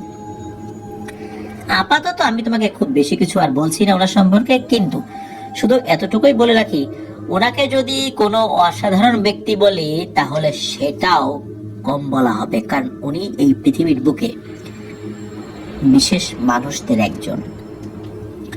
তুমি সবই আস্তে আস্তে জানতে পারবে সময় মতো। আজ আর কথা বাড়াবো না। আশা করি তোমার কৌতূহল সামান্য কিছুটা হলেও নিবৃত হয়েছে। রবিবার সকাল সকাল সব প্রস্তুতি নিয়ে এসে পড়ো। আগে তোমার কাজ ও থাকার বন্দোবস্তটি পাকাপাকি করি, তারপর না হয় এসব বিষয়ে আরো কথা হবে। আঙ্কেল রিচার্ডের কথা শুনতে শুনতে অলিভারের মনে অনেক প্রশ্ন এসে জমা হয়েছিল, কিন্তু আঙ্কেল রিচার্ড সেদিনের মতো কথা শেষ করে দেয়াতে সেই প্রশ্নগুলো উনি করতে একটু দ্বিধাই বোধ করলেন। অলিভার মনে মনে ভাবলেন আগামী দিন ওনাদের কাছ থেকে আরো কিছুটা জেনে নিতে হবে। অলিভার জানতেন যে ওই এরিয়াতে স্যাটানিজম এবং ডেভিল ওয়ার্শিপের বিষয়টি অনেক আগে থেকেই কম বেশি প্রচলিত রয়েছে, এবং আঙ্কেল রিচার্ডের কথাবার্তা থেকে উনি ধারণা করলেন এমনটা হতে পারে যে স্যার উইলিয়াম, আঙ্কেল রিচার্ড ও মার্টিন সহ এরা সবাই হয়তো গোপনে লুসিফারের সাধনা করে। শয়তান সাধনার মধ্যে এটি সবচেয়ে উচ্চ স্তরের এবং কার্যকর পদ্ধতি। অলিভার মনে মনে ভাবলেন এসব করে যদি অলৌকিক ক্ষমতার অধিকারী হওয়া যায় এবং অন্তত আঙ্কেল রিচার্ডের মতো যদি ঐশ্বরিক শক্তির অধিকারী হওয়া যায় এবং ঐশ্বর্যের মালিক হওয়া যায়, তাহলে তাতে মন্দ কি? আঙ্কেল রিচার্ডের মতো উনিও তো এককালে ঈশ্বরের কাছে কম করুণা ভিক্ষা করেননি। অবশ্য অলিভার সবসময় প্রার্থনা করতেন যে ঈশ্বর যেন ওনাকে অলৌকিক ক্ষমতার অধিকারী করে দেন, কিন্তু সেই প্রার্থনায় যেহেতু ঈশ্বর সাড়া দেননি, তাই বিকল্প পথেই না হয় উনি এগিয়ে যাবেন। ওনার দরকার ক্ষমতা ও ঐশ্বর্য, যেটা উনি ঈশ্বরের তরফ থেকে পাবেন নাকি শয়তানের তরফ থেকে পাবেন সেটা গুরুত্বপূর্ণ নয়। আসলে আঙ্কেল রিচার্ডের কথা এমন কিছু ছিল যেটার কারণে অলিভার খুব সহজে কনভিন্স হয়ে গিয়েছিলেন, এবং পূর্বের মতো ধর্মীয় মূল্যবোধগুলো ওনার মাঝে আর কাজ করছিল না, বরং অভিজাত জীবনযাপন এবং অলৌকিক ক্ষমতার অধিকারী হওয়ার যে নেশা সম্প্রতি ওনার মধ্যে জেগেছিল তা যেন আরো বহুগুণের থেকেও তীব্র হয়ে উঠল। সেদিন আর খুব বেশি কথা বলা হলো না ওনাদের। রবিবার কিভাবে কি করবেন এ বিষয়ে টুকটাক কথা বলে অলিভার সেদিনের মতো বাড়িতে ফেরত এলেন। পরদিন থেকে অলিভার শিফট হওয়ার প্রস্তুতি গ্রহণ করতে শুরু করলেন। বাড়িতে উনি বললেন যে এখন উনি যে কাজটা করছেন তার চেয়েও ভালো একটি কাজ উনি পেয়েছেন, যার কারণে কিছুদিনের জন্য ওনাকে একটু বাইরে থাকতে হবে। এরপর উনি ওনার কর্মস্থলে গেলেন যেখানে উনি ওই সময় কাজ করছিলেন। অলিভার মনে মনে ভাবলেন যে জ্যাকবকে অন্তত কিছু কথা জানিয়ে যাওয়া উচিত, কারণ উনি যে জায়গাটিতে থাকতে যাচ্ছেন সেটা তার পরিচিত নয়, আর সেখানে এ পর্যন্ত ওনার পরিচিত বলতে একমাত্র মার্টিন এবং আঙ্কেল রিচার্ড, যাদের সাথে ওনার কেবলমাত্র অল্প কয়েকদিনের চেনা জানা তারাই। কিন্তু অলিভার এও ভাবেন যে এই বিষয়ে জ্যাকবকে বললে সে হয়তো বাধা দিতে পারে অথবা ভিন্ন আচরণ করতে পারে, তাই তার কাছে কায়দা করে বিষয়টি উপস্থাপন করতে হবে। উনি জ্যাকবের সাথে দেখা করে জ্যাকবকে জানালেন যে উনি এই কাজটা ছেড়ে দিচ্ছেন এবং কিছুদিনের জন্য মার্টিনদের এরিয়াতে গিয়ে থাকবেন। অলিভারের একথা শুনে জ্যাকব বিচলিত অভিব্যক্তি প্রকাশ করে। জ্যাকব বলে, আমি জানি না যে অলিভার তোমাকে মার্টিন কি বলেছে, কি বুঝিয়েছে। মার্টিন আমার পুরনো বন্ধু এবং ও যেটাই করুক না কেন আমি বিশ্বাস করি যে ও খুবই ভালো মনের একজন, কিন্তু আমি তোমাকে বন্ধু হিসাবে অনুরোধ করব, তুমি ওদের কার্যক্রমে জড়িয়ে যেও না। আমি বুঝতে পারি ওরা স্বাভাবিক কোনো কাজ করছে না তো মোটেই। আমি তোমাকে আগেও বলেছি, এখনো বলছি, ঈশ্বরের উপর ভরসা রাখো অলিভার। তিনি দুঃখ দেন, কষ্ট দেন, কষ্টের পরে দুঃখ আসে, আর এজন্যই সুখ মানুষ অনুভব করে। আবার বেশি সুখে থাকলে একটা সময় মানুষ হতাশাগ্রস্ত হয়ে যায়, এরপর দুঃখ আসে। এভাবে দুঃখ সুখ পরপর ঈশ্বরের অনুগ্রহই হয়ে থাকে। কেউ যদি কষ্টে থাকে, ঈশ্বর পরকালে তার জন্য ভালো কিছু রাখবেন। আমরা যারা ঈশ্বরকে বিশ্বাস করি, আমরা এই পৃথিবীর সাময়িক এবং ক্ষণিকের জীবন একসময় শেষ হয়ে যাবে এবং পরকালে ঈশ্বরের অনুগ্রহের আশাতেই কষ্টকে মেনে নেই। এই পৃথিবীর অল্প কিছু সময়ের সুখকে আমরা সব সময় এড়িয়ে চলি। আমরা বিশ্বাস করি ঈশ্বর আমাদের জন্য যা করবেন ভালোই করবেন। এটাও এই পৃথিবীতে আমাদের পরীক্ষা। এই জন্যই আবারও বলছি, ঈশ্বরের উপর ভরসা রাখো অলিভার। তখন অলিভার জ্যাকবকে বলেন যে, তুমি হয়তো একটু বেশি বিচলিত হয়ে পড়েছো বন্ধু। মার্টিন খুবই ভালো মনের একটা ছেলে, নিয়ে তো কোনো সন্দেহ নেই। বরং মার্টিন যাদের সাথে চলাফেরা করছে তারা সবাই উদার মন মানসিকতার অধিকারী। তুমি যেমনটা ভাবছো আসলে তেমনটা নয়। আমি আমার আগ্রহের বিষয়ে যখন মার্টিন ও তার এক আঙ্কেলের সাথে আলোচনা করছিলাম, তখন ওনারা আমাকে আরো ভালো একটি কাজের সন্ধান দিয়েছেন। এর পাশাপাশি ওনারা জানালেন যে ওনাদের বেশ কিছু বৈচিত্র্যময় আচার অনুষ্ঠান রয়েছে, যেগুলো আসলে প্রতিনিয়ত এত দূর থেকে গিয়ে পর্যবেক্ষণ করা সম্ভব নয়। তাই সার্বিক বিবেচনায় আমি এই সিদ্ধান্ত নিয়েছি। তবে এছাড়া তাদের সাথে যোগ দেওয়ার কোনো পরিকল্পনাই আমার নেই। আমি হয়তো কয়েক মাস সেখানে কাজ করার সুবাদে থাকবো এবং ওদের কাছ থেকে কিছু বিষয় জানার চেষ্টা করবো, যা আমার আগ্রহের খোরাক মেটাবে, এই আর কি। এরপর আমি আবার এখানেই ফেরত আসবো। তুমি তো জানো আমার নিজের বাড়ি এখানেই। তুমি ধরে নিতে পারো আমি শুধু একটা নতুন অভিজ্ঞতা নিতে কয়েক মাসের জন্য ভ্রমণে যাচ্ছি, এর আর বেশি কিছু নয়। তখন জ্যাকব কিছুটা হতাশ ভাবেই যেন বলল, তোমার যেটা ঠিক মনে হয় তুমি সেটা করো অলিভার, তবে সবসময় সাবধানে থেকো। ওখানে তো তোমার খুব বেশি চেনাশোনাও নেই। মার্টিনকে যে তুমি চোখ বুঝে বিশ্বাস করতে পারো এতটুকু আমি বলতে পারি, কিন্তু বাকিদের বিষয়ে বলতে পারছি না, কারণ তাদেরকে আমি চিনি না। আশা করি তুমি শীঘ্রই ফেরত আসবে আর দ্রুতই আমাদের আবার দেখা হবে। মহান ঈশ্বর তোমার মঙ্গল করুন এবং সকল বিপদ আপদ থেকে তোমাকে রক্ষা করুন। অলিভারের জন্য আসলে বিষয়টা বেদনাদায়কই ছিল।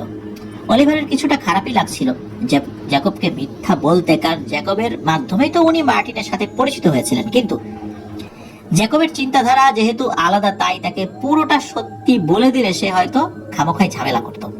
যাই হোক, অলিভার আর কথা বাড়ালেন না এবং বিশেষ কারণ দেখিয়ে সেদিনই ওই কাজে ইস্তফা দিলেন। এরপর অলিভার শিফট করার প্রস্তুতি নিতে থাকলেন। অলিভার চিন্তা করলেন যেহেতু ওনার ভবিষ্যৎ তখনও অনিশ্চিত, তাই এক গাদা জিনিসপত্র শুধু শুধু সাথে করে নিয়ে কোনো লাভ নেই। অল্প কিছু জিনিস নেই যেগুলো প্রয়োজনীয় এবং কয়েকটি বই, এগুলো নেই। এছাড়া তেমন কিছু উনি সাথে নেয়ার কথা ভাবলেন না। রবিবার সকাল সকাল অলিভার লাগেজ ও ব্যাগ হাতে নিয়ে রওনা হয়ে গেলেন। যেহেতু রবিবার ছুটি থাকে, অলিভারের কাছে কিছুতেই মনে হচ্ছিল না যে উনি কোথাও শিফট হচ্ছেন, বরং ওনার কাছে মনে হচ্ছে উনি কোথাও ভ্রমণে যাচ্ছেন। প্রথমে অলিভার গিয়ে হাজির হলেন মার্টিনের বাড়ির সামনে। মার্টিন আগে থেকে প্রস্তুত হয়েছিল। সেখান থেকে পূর্ব পরিকল্পনা মাফিক মার্টিনকে সাথে নিয়ে গেলেন আঙ্কেল রিচার্ডের বাড়ি। অলিভারের এরিয়া থেকে ওই এরিয়াতে আসতে বেশ কয়েক ঘন্টা সময় লাগে। এখানে এসে প্রথমে মার্টিনের বাড়িতে এবং তারপর মার্টিনের সাথে আবার আঙ্কেল রিচার্ডের বাড়িতে পৌঁছে ভারী লাগেজ এবং ব্যাগগুলো নিয়ে চলতে থাকা অলিভার বেশ ক্লান্তই হয়ে গিয়েছিলেন। আঙ্কেল রিচার্ড পরামর্শ দিলেন যে ঘন্টাখানেক বিশ্রাম নিয়ে তারপর বের হলেই বেশি ভালো হবে। এরপর আঙ্কেল রিচার্ড কিছু কাগজপত্রের কাজ করতে ভেতরে চলে গেলে অলিভার মার্টিনের সাথে বাড়ির লনে বসে গল্প করতে লাগলেন। অলিভার মার্টিনকে বারবার ধন্যবাদ জানাচ্ছিলেন।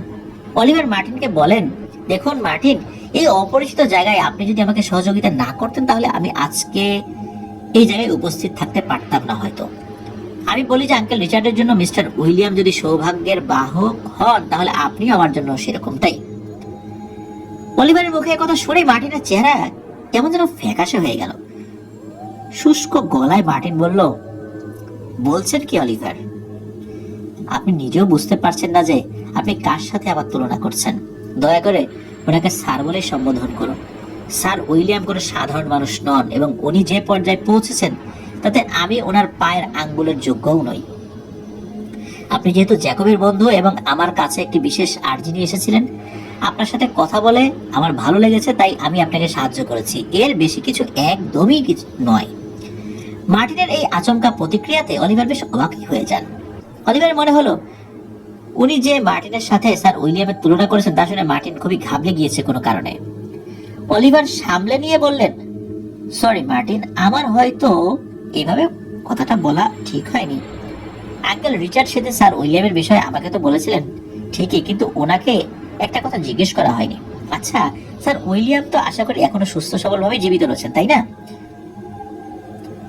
অলিভারের মনে হলো ওনার এই প্রশ্ন শুনে মার্টিনের চেহারা থেকে ফ্যাকাশে ভাবটি সরে গিয়ে ব্যঙ্গ মিশ্রিত এক বিস্ময়ের অনুভূতি ফুটে উঠল। গলাটা একটু নিচু করে মার্টিন বলল, সুস্থ সবলভাবে জীবিত থাকা এগুলো সাধারণ মানুষের বিষয়। স্যার উইলিয়াম শুধু সুস্থ সবলভাবে জীবিতই নেই, আজ থেকে বছর 15 আগে আঙ্কেল রিচার্ড উনাকে যেভাবে দেখেছিলেন উনি ঠিক সেভাবেই আছেন। আঙ্কেল রিচার্ডের ভাষ্য মতে সেই প্রথম দেখার দিন থেকে আজ পর্যন্ত উনি স্যার উইলিয়ামের চেহারার অন্তত বাহ্যিক কোনো পরিবর্তন দেখতে পাননি। তখন অলিভার বলেন, হতেও পারে উনি খুবই নিয়ম মাফিক জীবনযাপন করেন, নিয়মিত শরীর চর্চা করেন এবং নিজেকে সবসময় ফিট রাখার চেষ্টা করেন, যেখানে হয়তো এমনটা লাগে। অলিভারের কথা শুনে মার্টিন বলে, আপনি নিজের চোখে না দেখলে বুঝতে পারবেন না অলিভার। ওনার বিষয়টা কোনো সাধারণ বিষয় নয়, কারণ উনি কোনো সাধারণ মানুষই নন। আমাদের কল্পনা যেখানে শেষ হয় ওনার বিচারণ সেখান থেকেই শুরু। আপনিও বুঝতে পারবেন শীঘ্রই। তখন অলিভার জিজ্ঞেস করেন, আপনার কথায় রহস্য আরো ঘনীভূত হচ্ছে মার্টিন। আপনার সাথে কি স্যার উইলিয়ামের সরাসরি কখনো দেখা হয়েছে? অলিভারের এই প্রশ্ন শুনে মার্টিন অনেকক্ষণ পর্যন্ত চুপ করে থাকলেন। এরপর একটু হেসে বলে যে, অলিভার, আপনাকে হয়তো আঙ্কেল রিচার্ড এখনো বলেননি যে স্যার উইলিয়াম ছাড়া আমরা যে কার্যক্রম করি তার কোনো অস্তিত্বই নেই। আমি যেহেতু এসবের সাথে বেশ কিছু মাস হলো যুক্ত হয়েছি, তাই অবশ্যই আমার সাথে স্যার উইলিয়ামের একাধিকবার সরাসরি দেখা হয়েছে। এখন আমি জানি আপনি প্রশ্ন করবেন সেটা কিভাবে, কোথায়, কিন্তু দুঃখিত, আমি আপনার এই প্রশ্নের উত্তর এখনই দিতে পারছি না, কারণ এই প্রশ্নগুলোর উত্তর আপনাকে যথাসময়ে আঙ্কেল রিচার্ড নিজেই জানাবেন। অলিভার বুঝতে পারলেন যে মার্টিনের কাছ থেকে আপাতত এর থেকে বেশি আর কিছু জানা যাবে না, কারণ প্রথম থেকেই অলিভার লক্ষ্য করেছেন এসব বিষয়ে অনুমতির বাইরে বেশি একটা কথা বলতে মার্টিনের মধ্যে সবসময় একটা বিশেষ দ্বিধা কাজ করে। এরপর ওনারা অন্যান্য আরো বিষয়ে কথা বলতে থাকেন। কিছুক্ষণ পর আঙ্কেল রিচার্ড ভেতর থেকে বের হয়ে এসে বললেন, তোমাদের গল্প তো বেশ জমে উঠেছে দেখছি। শোনো, আমাদের পরিকল্পনা একটু পরিবর্তন করা হয়েছে। তোমরা দুজনেই আজ আমার এখানে লাঞ্চ করো, এরপর আরেকটু বিশ্রাম নিয়ে রোদটা কমে এলে বরং আমরা আমাদের গন্তব্যের দিকে রওনা হব। আমার গাড়ি তো আছেই, চিন্তা কিসের। অলিভারের কাছে প্রস্তাবটা মন্দ লাগলো না।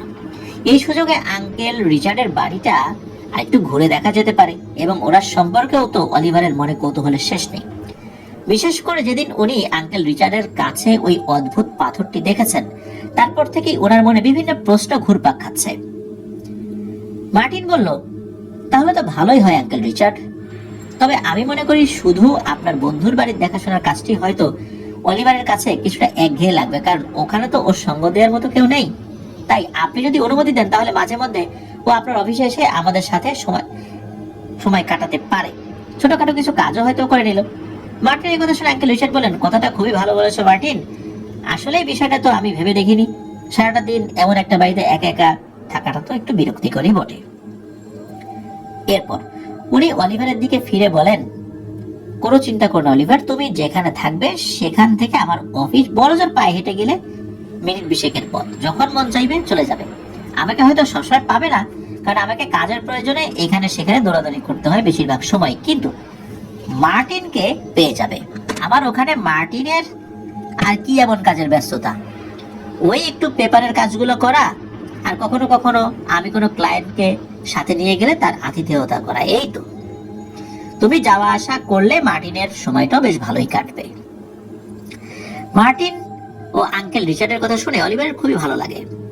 কদিনই বা হলো অলিভার ওনাদেরকে চেনেন, কিন্তু এর মধ্যেই ওনারা এতটা আন্তরিকতা দেখাচ্ছেন। তখন অলিভার বলেন, তাহলে তো বেশ ভালোই হবে। আসলে একাকী একটি বাড়িতে সারাক্ষণ কিভাবে সময় কাটবে এমন চিন্তা যে আমার মনেও একবারেও আসে না। এই বিষয়টা কিন্তু এরকম না, আমি সাথে করে কিছু বইও নিয়ে এসেছিলাম একাকী সময় নিঃসঙ্গতা দূর করার জন্য, কিন্তু এখন মনে হচ্ছে সেগুলোর প্রয়োজনীয়তাটা অতটা বেশি পড়বে না যতটা আমি ভেবেছিলাম। এরপর দুপুরে লাঞ্চ করে সবাই বেশ কিছু সময় বিশ্রাম নিলেন এবং বাইরে রোদ পড়ে আসতেই আঙ্কেল রিচার্ড বললেন, এখন আমরা বের হতে পারি, তোমরা প্রস্তুত হয়ে নাও। অলিভার যখন জানতে চাইলেন যে তাদের গন্তব্যস্থল কতটা দূরে, তখন আঙ্কেল রিচার্ড বললেন, এই সময় তো ওখানে হেঁটেই চলে যাওয়া যায় আরামসে গল্প করতে করতে। তোমার সাথে যেহেতু কিছু জিনিসপত্র রয়েছে তাই আমরা গাড়িতেই যাচ্ছি, খুব বেশি হলে 8 থেকে 10 মিনিট সময় লাগবে। এরপর সবাই প্রস্তুত হয়ে রওনা হলেন অলিভারের নতুন আবাসস্থল তথা কর্মস্থলের দিকে। আঙ্কেল রিচার্ডের ব্যক্তিগত গাড়িটিও অলিভারের বেশ নজর কেড়েছিল। আঙ্কেল রিচার্ডের আভিজাত যে চলাফেরা, এই আভিজাত্য দেখে অলিভার বারবার ভাবছিলেন অন্তত আঙ্কেল রিচার্ডের মতো অবস্থানের অধিকারীও যদি উনি হতে পারেন তাহলে যথেষ্ট। প্রায় মিনিট 15 পর আঙ্কেল রিচার্ড একটি দোমহলা বাড়ির সামনে গাড়ি দাঁড় করালেন। বাড়িটি দেখে অলিভার অবাক হয়ে গেলেন। বাড়িটির আকৃতি ও সার্বিক জায়গা হিসাব করলে এটি আঙ্কেল রিচার্ডের বাড়ির থেকে কিছুটা বড়ই হবে, কিন্তু যদি চাকচিক্যের বিবেচনা করা হয় তাহলে সেদিক থেকে হয়তো বা পিছিয়ে থাকবে, কারণ বাড়িটি দেখে বোঝা যাচ্ছে এই বাড়িটির মূল বাসিন্দারা কোনো কারণে বাড়িটির প্রতি খুব বেশি একটা যত্নশীল নয়।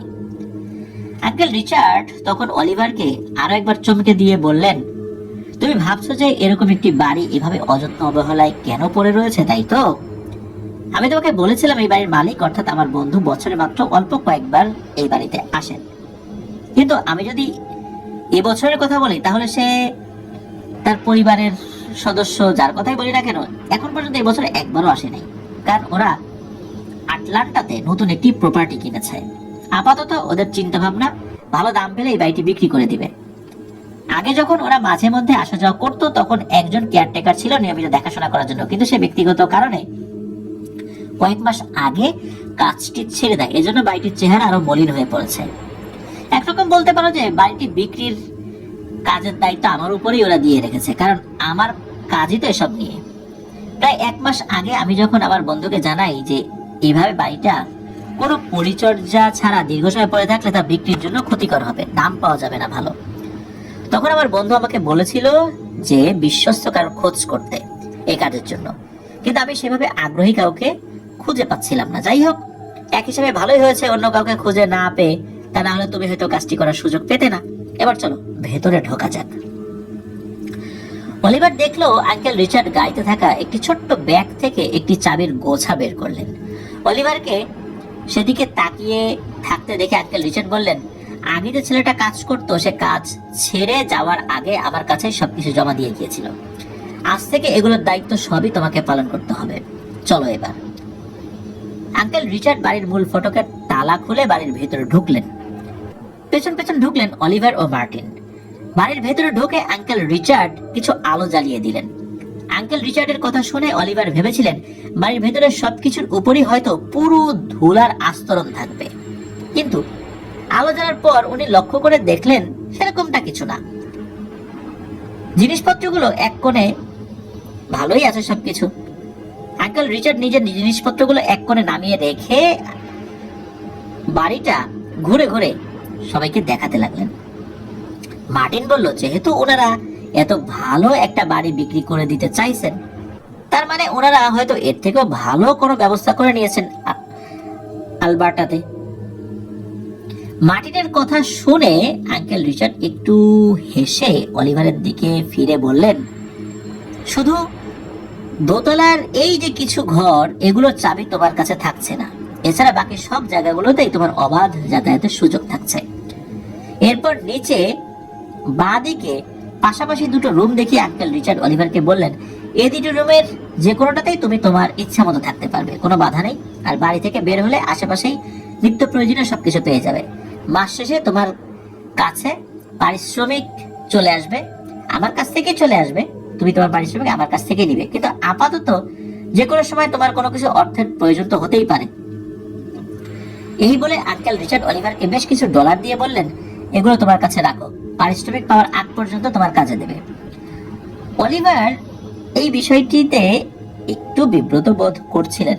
উনি আঙ্কেল রিচার্ডকে বলার চেষ্টা করলেন যে এই অর্থের কোনো প্রয়োজন ওনার নেই, কারণ উনি আগে থেকেই সব রকম প্রস্তুতি নিয়ে এসেছেন।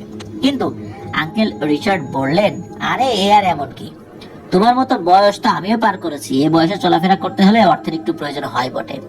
তুমি সাহস করে নিজের বাড়ি ছেড়ে এত দূরে আমাদের কার্যক্রমে যুক্ত হওয়ার জন্য চলে এসেছো, সেই হিসাবে এটাকে আমার পক্ষ থেকে উপহার হিসাবে রেখে দাও। তোমাকে আজ কিছু কথা বলবো, চলো বসে আরামে কথাগুলো বলা যাক। এরপর অলিভার, আঙ্কেল রিচার্ড ও মার্টিন হলরুমে এসে সোফাতে বসলেন। আঙ্কেল রিচার্ড বলতে শুরু করলেন, আমি জানি অলিভার যে তোমার মনে অনেক প্রশ্ন জমা হয়ে আছে এবং সেটাই স্বাভাবিক। আমি তোমাকে বলেছিলাম যে সময়ের সাথে তুমি আস্তে আস্তে সবটাই জানতে পারবে। যেহেতু এখন তোমার থাকার এবং কাজের বন্দোবস্ত পাকাপাকি হয়ে গেল, তাই আজ তোমাকে আমাদের কার্যক্রম সম্পর্কে আরো কিছু বিষয় বলবো। তোমাকে আমি ইতিমধ্যেই স্যার উইলিয়ামের কথা বলেছি। প্রথমে তোমাকে যে বিষয়টি জানিয়ে রাখা প্রয়োজন সেটি হলো আমাদের এই কার্যক্রমটি আধুনিক বিশ্বের প্রতিটি অঞ্চল জুড়ে বিস্তৃত। তবে আমাদের এই অঞ্চলে আমরা যতটুকু যাই করার সুযোগ পাচ্ছি না কেন, সেটা কেবল সম্ভব হচ্ছে স্যার উইলিয়ামের তত্ত্বাবধানে। অর্থাৎ আমাদের কার্যক্রমের ক্ষেত্রে স্যার উইলিয়ামের নির্দেশনাই শেষ কথা, এবং এই কার্যক্রমের সাথে যুক্ত থেকে কিছু অর্জন করতে চাইলে স্যার উইলিয়ামের নির্দেশনা অমান্য করা অসম্ভব। এবার আসে আমাদের কার্যক্রম কখন এবং কোথায় হয়, এবং এই বিষয়ে আমরা এখন যেখানে আছি এখান থেকে মার্টিনের বাড়ি কিংবা আমার বাড়ির দূরত্ব পায়ে হাঁটা পথে বড় জোর মিনিট 20 বেশি নয়। কিন্তু আমাদের এই সকল কার্যক্রম হয়ে থাকে স্যার উইলিয়ামের নিজ বাড়িতে, যেটা এখান থেকে গাড়িতে করে গেলে প্রায় ঘন্টা 1.5 পথ। আমাদের নিয়মিত কার্যক্রম হয় সাপ্তাহিকভাবে এবং সেটা হয়ে থাকে মূলত শনিবার মধ্যরাতে। প্রতি মাসের প্রথম শনিবারটি উন্মুক্ত থাকে নতুন সদস্যদের প্রথম যোগদানের জন্য। এদিন স্যার উইলিয়াম নবাগত সদস্যদের প্রতি বিশেষ বক্তব্য রাখেন।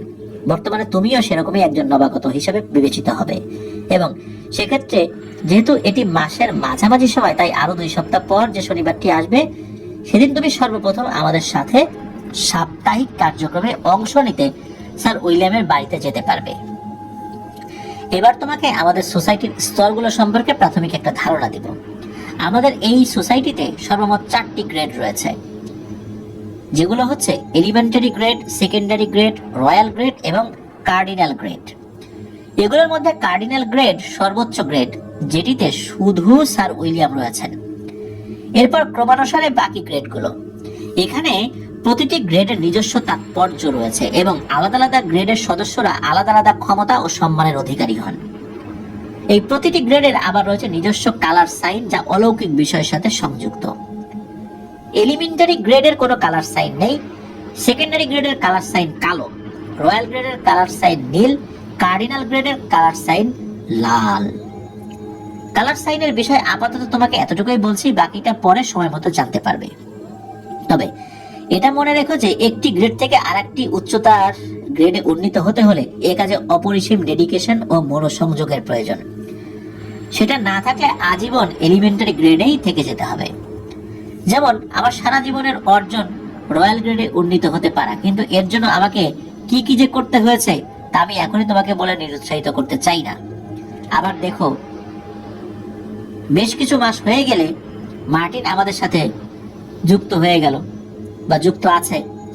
আমার ব্যক্তিগত পর্যবেক্ষণে খুবই ভালো করছে, কিন্তু এলিমেন্টারি গ্রেড থেকে সেকেন্ডারি গ্রেডে উন্নীত হতে ওর কিন্তু আরো অনেকটা সময় দরকার।